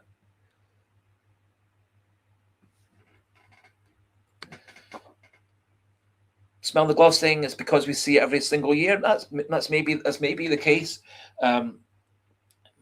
And again, maybe it's the fact that it was a few years ago. I thought that in the 2 seasons under Postecoglou, where we were much better at doing early transfer deals and doing quality good early transfer deals.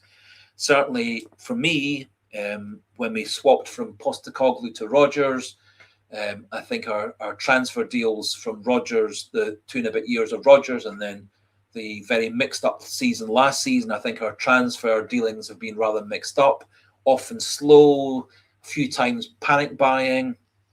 A few players, I think, weren't actually good enough to come to Celtic, but we ended up buying them because we hadn't bought anybody so far. There's been a few surprises over that period. I think Negrin's turned into a far better player than we expected.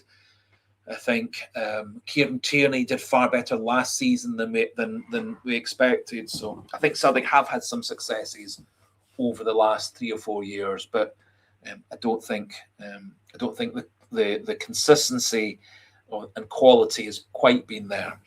But we still have had some good signings over the years.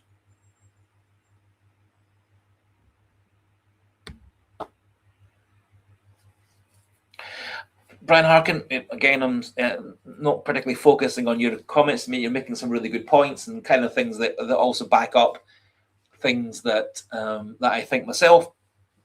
I think in general terms, the thing is, when things go wrong, all the criticism, all the negativity falls on the board. When things go well, it tends to be the fans, the players, the coaches, they get all the praise. And things that the board members may have done, the executive may have done that actually were good things, kind of get sort of swept under the carpet. I think that's just the nature of football, the nature of fans, the nature of the media, the nature of how board members and executives are considered. I do think that sacking Wilfred Nancy when they sacked him was the right thing to do. I think probably in retrospect, appointing Nancy in December was the wrong thing to do. I think they were thinking further in advance and thinking and expecting that he would be a success. I think they nipped it in the bud nice and early and sacked him, which then gave Martin O'Neill a chance to come in and turn things around. And thinking back a wee bit further ago, Celtic actually have been generally quite good at sacking managers like Tony Mowbray, replace him with Neil Lennon, and Celtic were very successful under Neil Lennon as manager.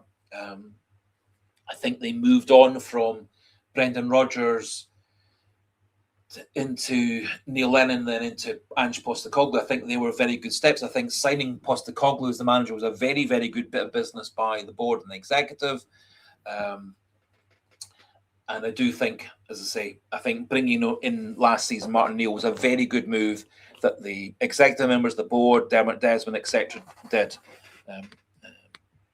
I thought it was a kind of surprising thing to bring Martin Neal back out of retirement, because he hadn't managed at the highest level for 6 years prior to coming back to Celtic. So I do think that was a good move.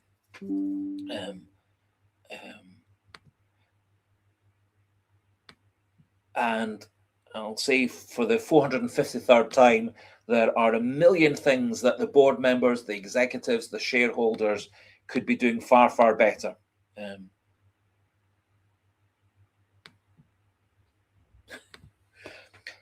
David, Michael Ross saying, David, you must be proud of the quality of the comments you get on here. Truly outstanding, in your humble opinion. What I would say is the comments and the conversations that go on in our live streams are very different from any of the other live streams I've ever taken part in as a viewer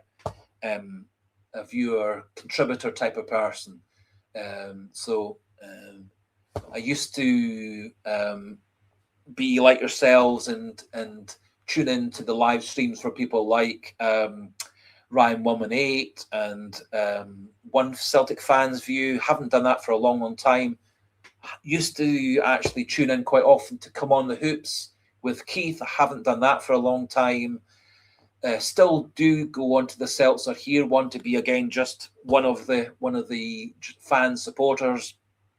And certainly the comments that you get in this live stream are very different from the kind of comments generally that you get in any other live stream. And for me, that's actually one of the things about doing this live stream, is to get different people's views, many of whom don't really get sort of get mentioned or get allowed to really participate in any other live streams. And certainly quite a lot of the comments, quite a lot of the comment streams, not all of which go up onto the screen, obviously, can be very entertaining. Some really, really great, insightful comments, and I say quite a lot of thought-provoking comments as well.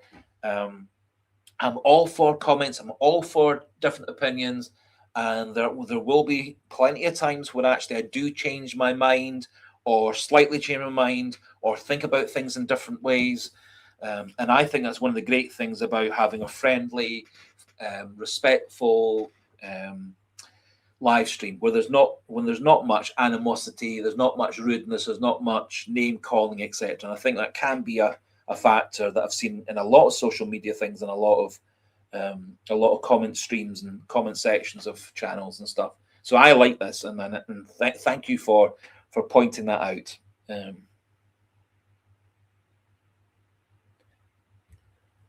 I do think you're quite right, Enris. Mostly in some ways, some of the audience, I suppose, for the David 67 live stream and the David 67 channel are older people. Certainly the analysis that YouTube has of the channel and of the videos and the live streams does suggest that the people who are watching and participating in the channel are older gentlemen rather than younger gentlemen. And for me, that is also part of the attraction of starting the channel.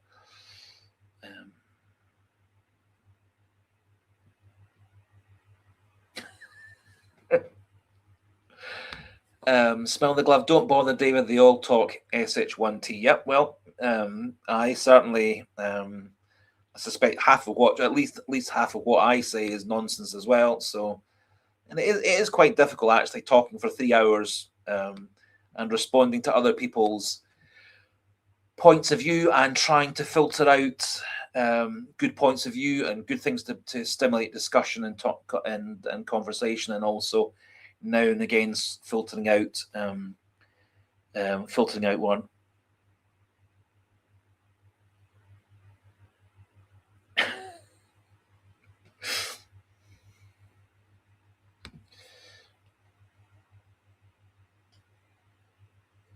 Thank you, Gary Simpson. You say, David 67, you bring the Celtic regulars always a good night, insight, and to be honest, one of the best, if not the best, number one. Well, thank you very much. It's nice to be number one.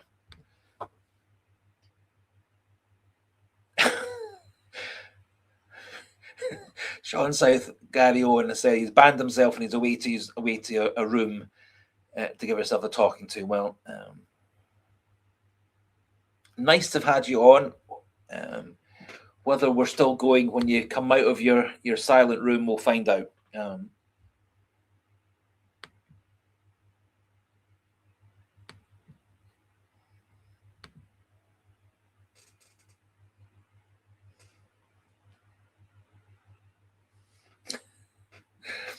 So Robert 67 again, nice praise of the David 67 channel.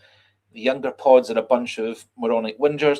I think one of the benefits of having someone doing a live stream who's been a Celtic fan since 1971, 72, so 54, 55 years, is I actually have seen some absolutely awful times for Celtic in terms of players, results, trophies not being won, also the awful financial mismanagement we had in the 80s and 90s, which nearly bankrupted the club and put us out of business prior to the Fergus McCann takeover and renovation of everything.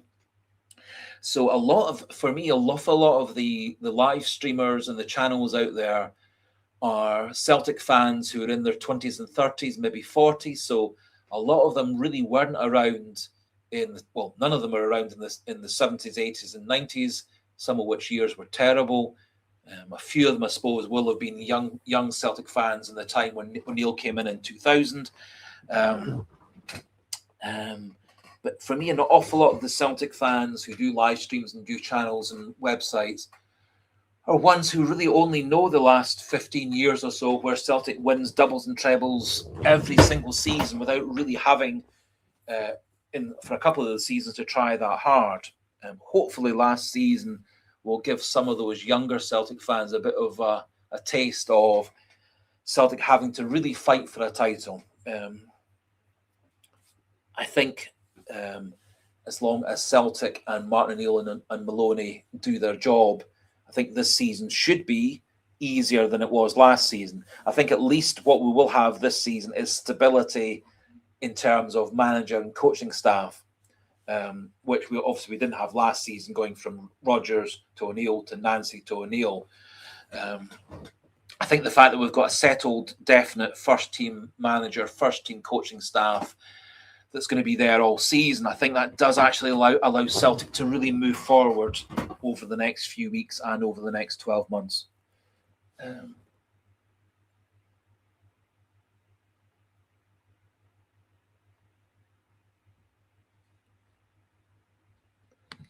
Robert Ducks, ACSOM is the main defender. I have to be honest, I have never, ever watched or participated in the ACSOM channel.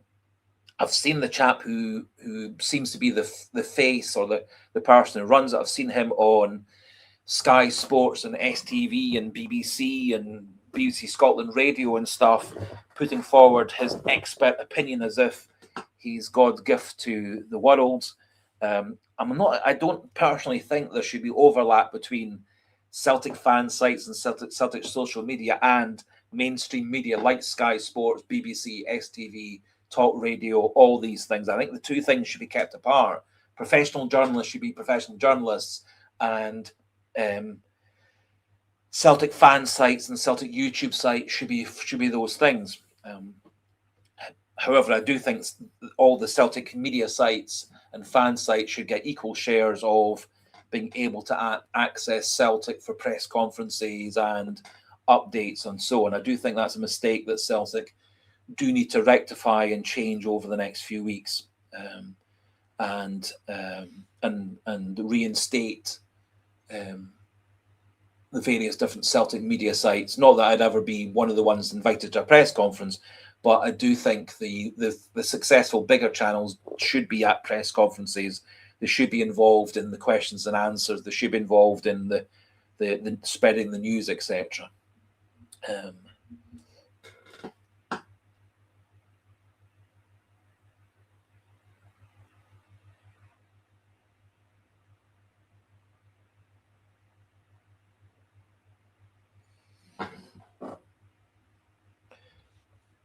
Celtic 6788.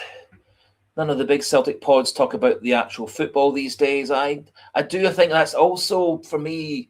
I have, if anybody who's watched the channel for the last nearly 3 years and the live streams for the last year, I do. My personal feeling is to try and take the politics and the controversy and the non-football things out of the live stream and out of the channel. I don't actually particularly enjoy talking about financial things or talking about boardroom controversies or the battle between the board and the fans and all these things. I'm actually much more happy talking about the tactics of Celtic, the results of Celtic, the Celtic players, the Celtic coaching staff. Much more happy talking about players that Celtic could sign or that Celtic should try and sign, etc. I don't particularly enjoy the back and forward about criticising or not criticising the board or criticising Dermot Desmond or criticising the financial people at Celtic. I'd much be happier talking about Callum McGregor and Sebastian Chinecki and Dyson Maidi and Arnie Engels and whether we can keep Engels and Maida and Negrin and Johnston and Trusty and Carter Vickers, and is Sinisalo good enough to be this first team goalkeeper at Celtic, or do we need to buy in a new first team first choice? I'd like to see Sinisalo given a go as the first choice goalkeeper at Celtic. I think he's good enough to take that next step forward. However, I do think we do need to have a really good high quality backup to back him up, because I don't think we can successfully go into the season with Ross Doohan being one injury away from being Celtic's first choice goalkeeper. So I do think we need to get a goalkeeper as good as Sinisalo to back up Sinisalo, and then hope that Sinisalo will take another step or two forward and become better and better, as he has done over the last 2 years or so already at Celtic. I thought he was actually really quite important for Celtic in the second half of the season after Schmeichel's injury. Counted him out for the rest of his career.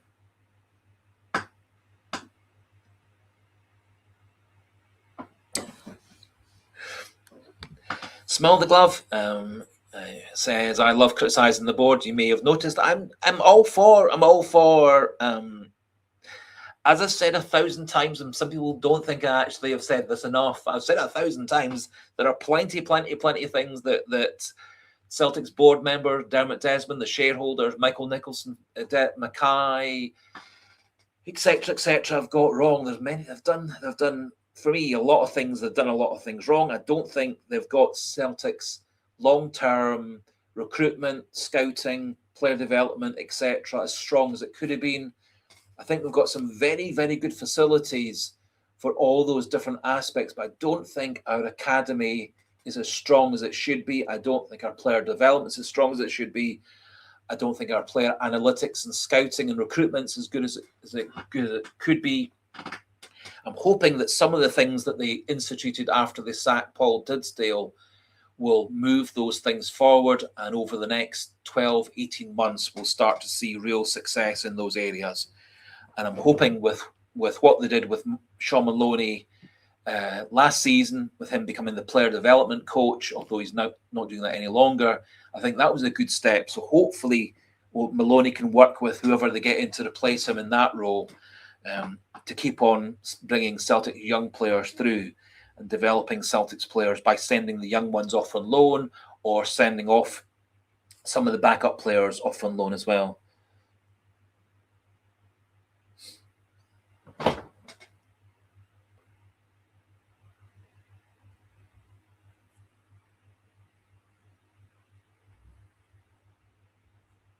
Graham Martin saying Celtic team is now problem. I think with the players that Celtic has got at the moment, we're by far the strongest team in Scotland. The question is then going to be if we do lose 3 or 4 or 5 of our current 27, 28-man squad. That's filling those holes is going to be difficult. I think to take the next step in European football, so I think the squad we've got at the moment, as long as we don't lose 5 or 6 unexpectedly in the next month, is going to be strong enough to win that Champions League qualifier in mid-August, late August, especially because we've got O'Neill as the manager rather than Rodgers as the manager. Getting a good level of success in Europe is going to be consequent on adding in some real quality players and not losing too many of our current squad.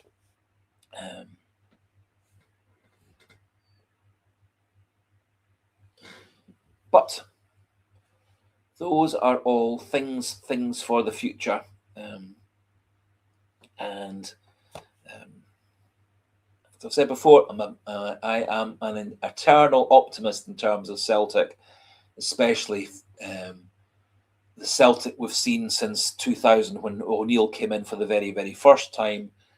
Since that time, most of Celtic's history for the last 25 years has been incredibly successful in terms of Scottish football, certainly. And to have won the title in all but 1 year for the last 15, I think is pretty incredible, although you can balance that with the fact that for many of those years, we weren't actually competing with terribly strong teams. I think the Rangers team under Gerrard and Van Bronckhorst was a more than decent team.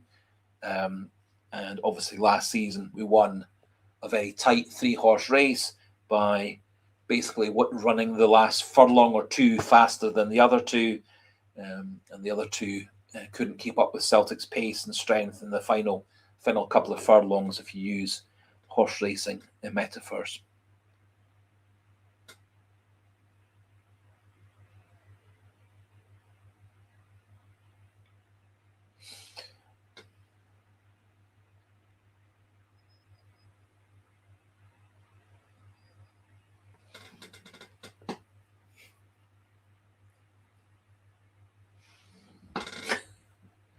So, Sean says, Gary Owen, no spanners needed on here. David moderates amicably. Well, I do try and balance the comments that get drawn up. I do try and balance the discussion. I do try and put my own points of view across and put them across why I think these things are the things I think. I'm happy to accept pretty much anybody's point of view as long as it's put forward politely, respectfully, etc. Anyway,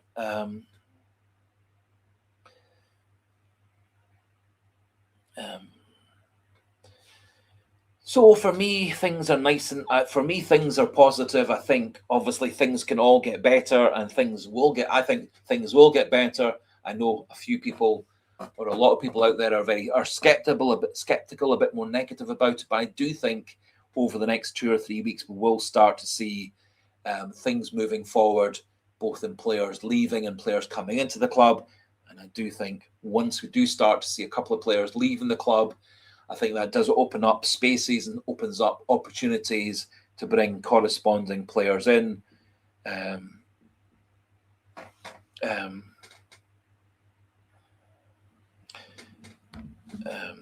Michael Ross saying, sadly, I doubt I'll ever see an independent Scotland in my lifetime.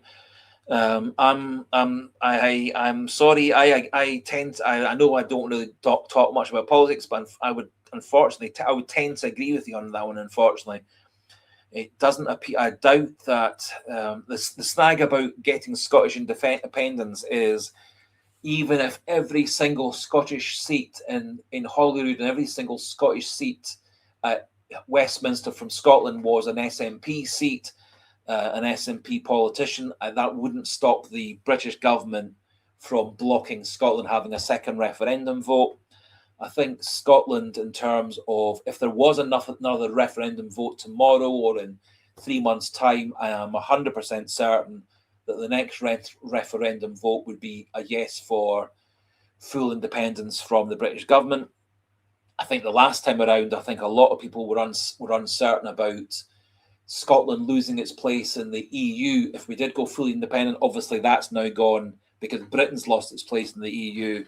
So I do think a lot of people who voted no the first time would vote yes the second time to Scotland becoming fully independent. But as Michael Ross is alluding to, I don't think any British government's ever going to allow Scotland to have a vote ever again.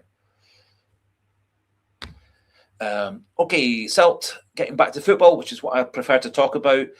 What did you think, Celt 6788? What do you think of Nygren's appearances at the World Cup? I thought he played really, really well in the first game.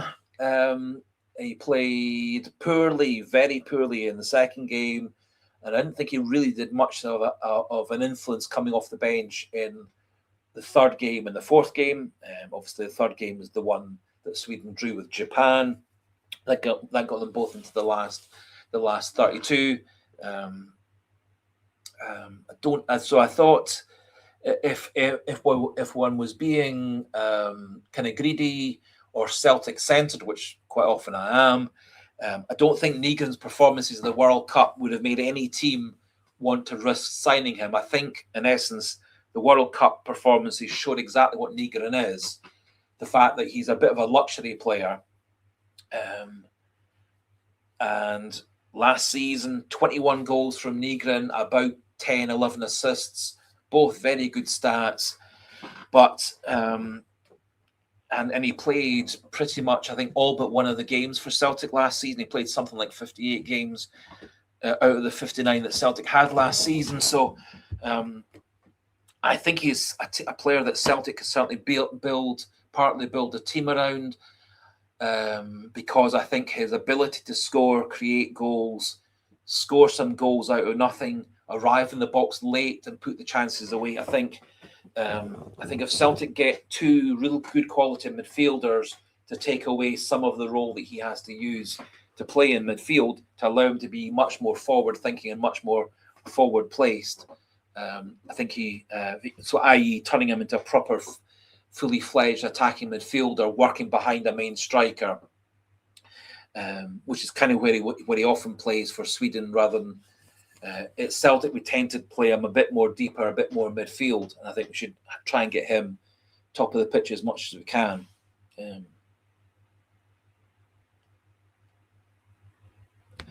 Michael Ross, Nygren arguably won us the league. I think without Nygren's 21 goals and some very important goals, such as the winner against Aberdeen in the 2-1 away game, scored a couple of goals in the comeback win against Livingston, scored against Motherwell on a couple of occasions, scored a super goal against Hearts in the 2-2 draw.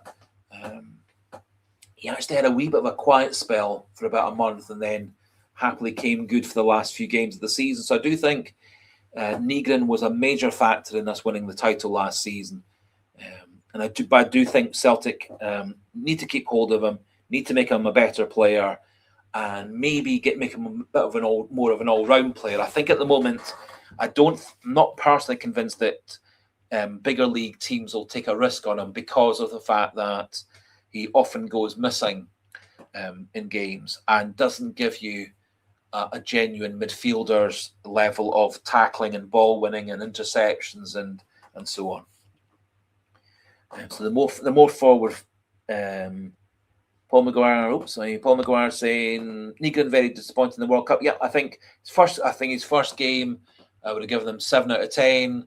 After that, I would have given them 2 or 3 out of 10 in his second match, 5 out of 10 in the 2 games he came on later as a substitute. So I think what Celtic need for him next season, assuming that we keep him and that he wants to stay at Celtic, is trying to get him at a 6.5, 7 out of 10 every game and a 7, 8, 9 out of 10 in lots of games, because I think he could be a really big player for us, not just in Scotland, but more importantly, if he gets consistency and performs at his absolute best, I think he could be a big player for us in Europe.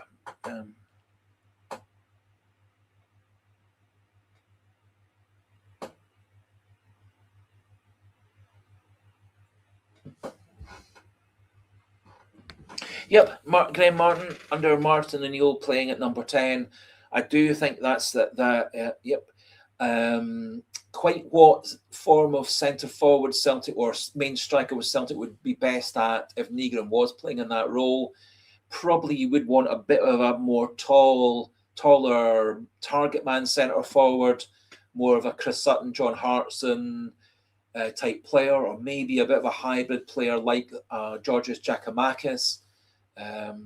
However, one could argue that having a faster, cleverer footballer like Osman, who makes good runs, playing in front of a Negrin would be very useful. However, that would rely on Celtic having two good, strong ball-winning players behind Negrin to win the ball back, to break up attacks, and then relaunch second attacks. So, but I do think O'Neill is the man to improve Celtic's system, maybe get us back to the way that we played under Ange Postecoglou, but in terms of going forward, but being stronger defending at the opposite end of the pitch. I think Postecoglou was an over-attacking manager, which obviously was very successful for us, but it did leave us open at the back at the highest level of football. I'm hoping that O'Neill will get a good balancing act of the two things. Yep, Graham Martin, Petrov in the box, or Lubomir Moravcik, who sort of played that attacking midfield role. Lubomir Moravcik, one of my favourite players of Celtic of yesteryear. That sort of player, Petrov. Yep, Petrov maybe a bit more of an all-around player than Negrin, but Petrov a good goal scorer. I think if we get back to attacking midfielder like Lubomir Moravcik, creative player who can put the ball in the back of the net, I think that would move Celtic forward. And I do think Negrin playing 20% better, or 10%, 20% better next season would make Celtic a far, far stronger club.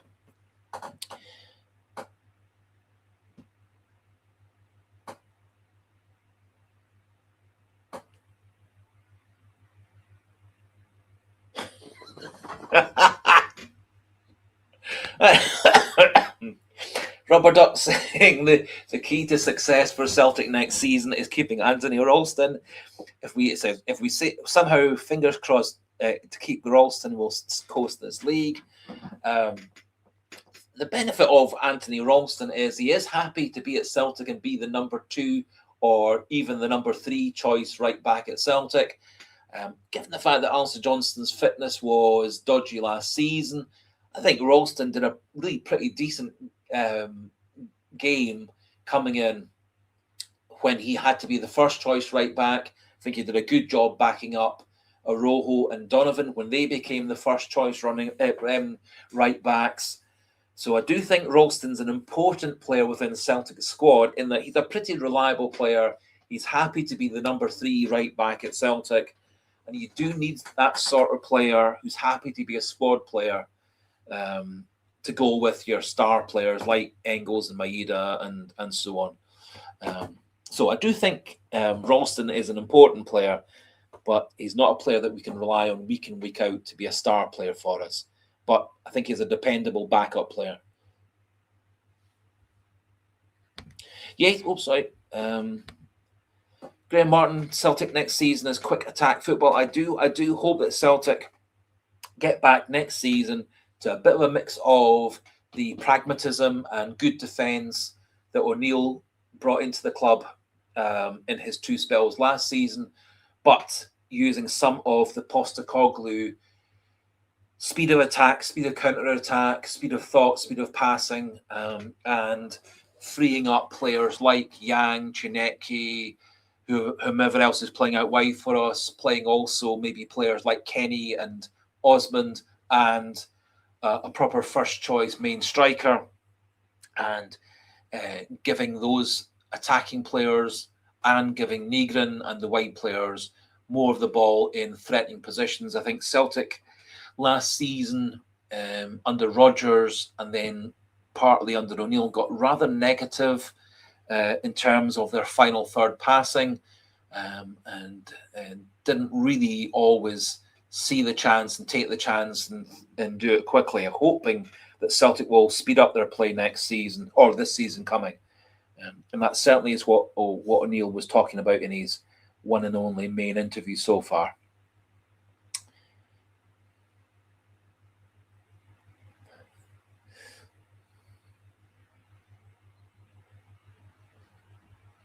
Yep, yes, Modric is, and again, Modric's still able to do a good job for Croatia even at his old age. 6788 saying France against Spain is a final. I'm not sure. I can't remember off the top of my head if that's going to be possible in terms of the two different pathways for France and Spain. When I did have a wee look at it earlier on, I thought a more likely final was going to be France against Argentina.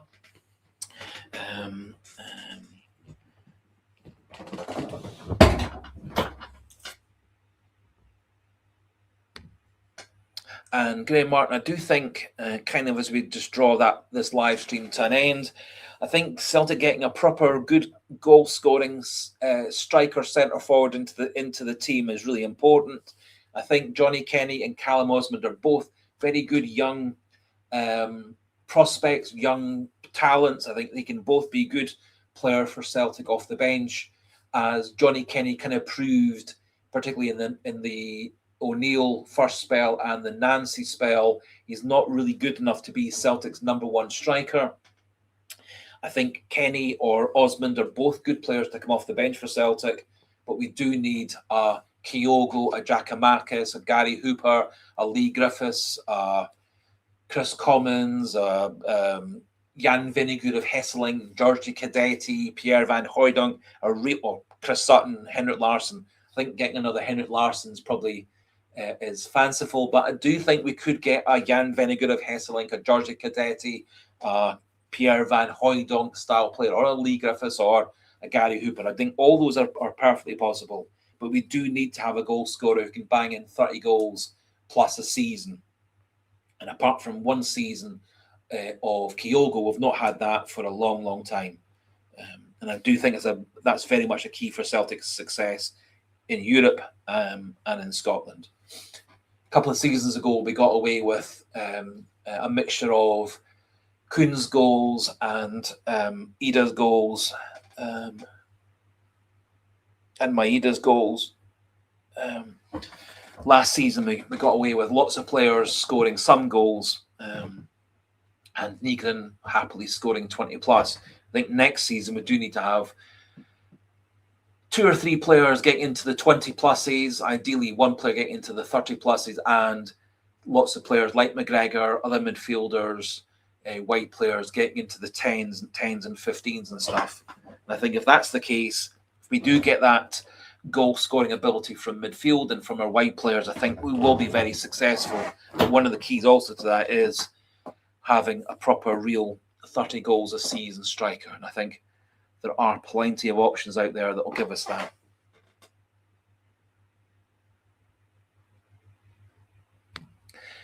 Great to hear, Graham, and hail David. Celtic will have that striker. I'm very confident that Celtic will get in that sort of striker in the next couple of weeks. And I'm very hopeful and expectant that Celtic will get a couple of midfielders in.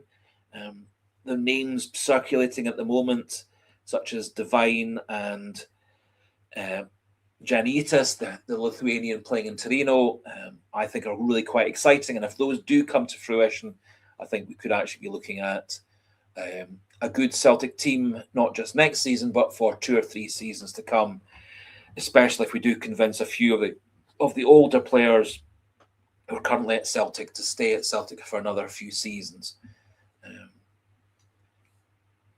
So hopefully over the next 4 weeks, we don't lose too many players, and at the same time, we bring in 4 or 5 upgrades, either to give us a true #1 starter as a striker, or give us really strong backups to the players who do stay at Celtic. Anyway, we're just about at 1 o'clock in the morning. We've been talking for nearly 4 hours. I'm starting to get a wee bit hoarse in my voice. So I think we should probably bring the live stream to a close. Thank you to everybody who has been with the live stream, the Paul Maguires, the Michael Rossies, the Smell the Gloves, the Slabbering Cabbages, Chipper67, Pat McLaughlin, lots of other names, Celt767888. So thank you very much to everybody who has contributed. Thank you very much earlier on to Sliger Boy under his new name. Thank you very much also Ernest Mosley, Gary Simpson. It's been, for me, a very good, very good, fun live stream. It's been lots and lots of very, very positive comments, quite a number of critical comments of the club, which I think is entirely reasonable. I'm sorry, Michael Ross, I haven't got any quick bedtime stories to help you get off to sleep.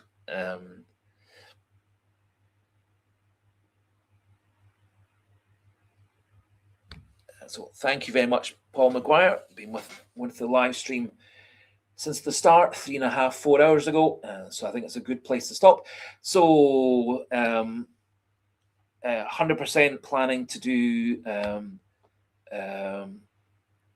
hail to you as well, Jaffa Snake. So planning to do another live stream this time next week. Planning to do another live stream next Thursday. As I said last Thursday, hopefully by next Thursday we'll have some definite new players to talk about. We'll know just where we're going to be going in terms of Dyson Maida, Rio Hattati, Arne Engels, etc. Hopefully we get some definite moves in and out of the club, and O'Neill and his backroom team and the people behind the scenes and scouting and recruitment and the money men, etc., can all start moving Celtic in the right direction to a double or treble in Scotland and qualifying for the knockout stage of the Champions League. I think if we do all those things, we get a double or a treble and we get European progress to the last 32, maybe to the last 16 if we got a lucky draw in the last 32. I think those were all things we can aspire to as fans and as a football club. And so thank you to everybody for contributing, and see you all again next Thursday. And so until then, keep watching the videos when they come out and keep taking part in the polls and the questions and the trivia and the comment section, and see you all next Thursday again for a live stream. And until then, goodbye and hail, hail.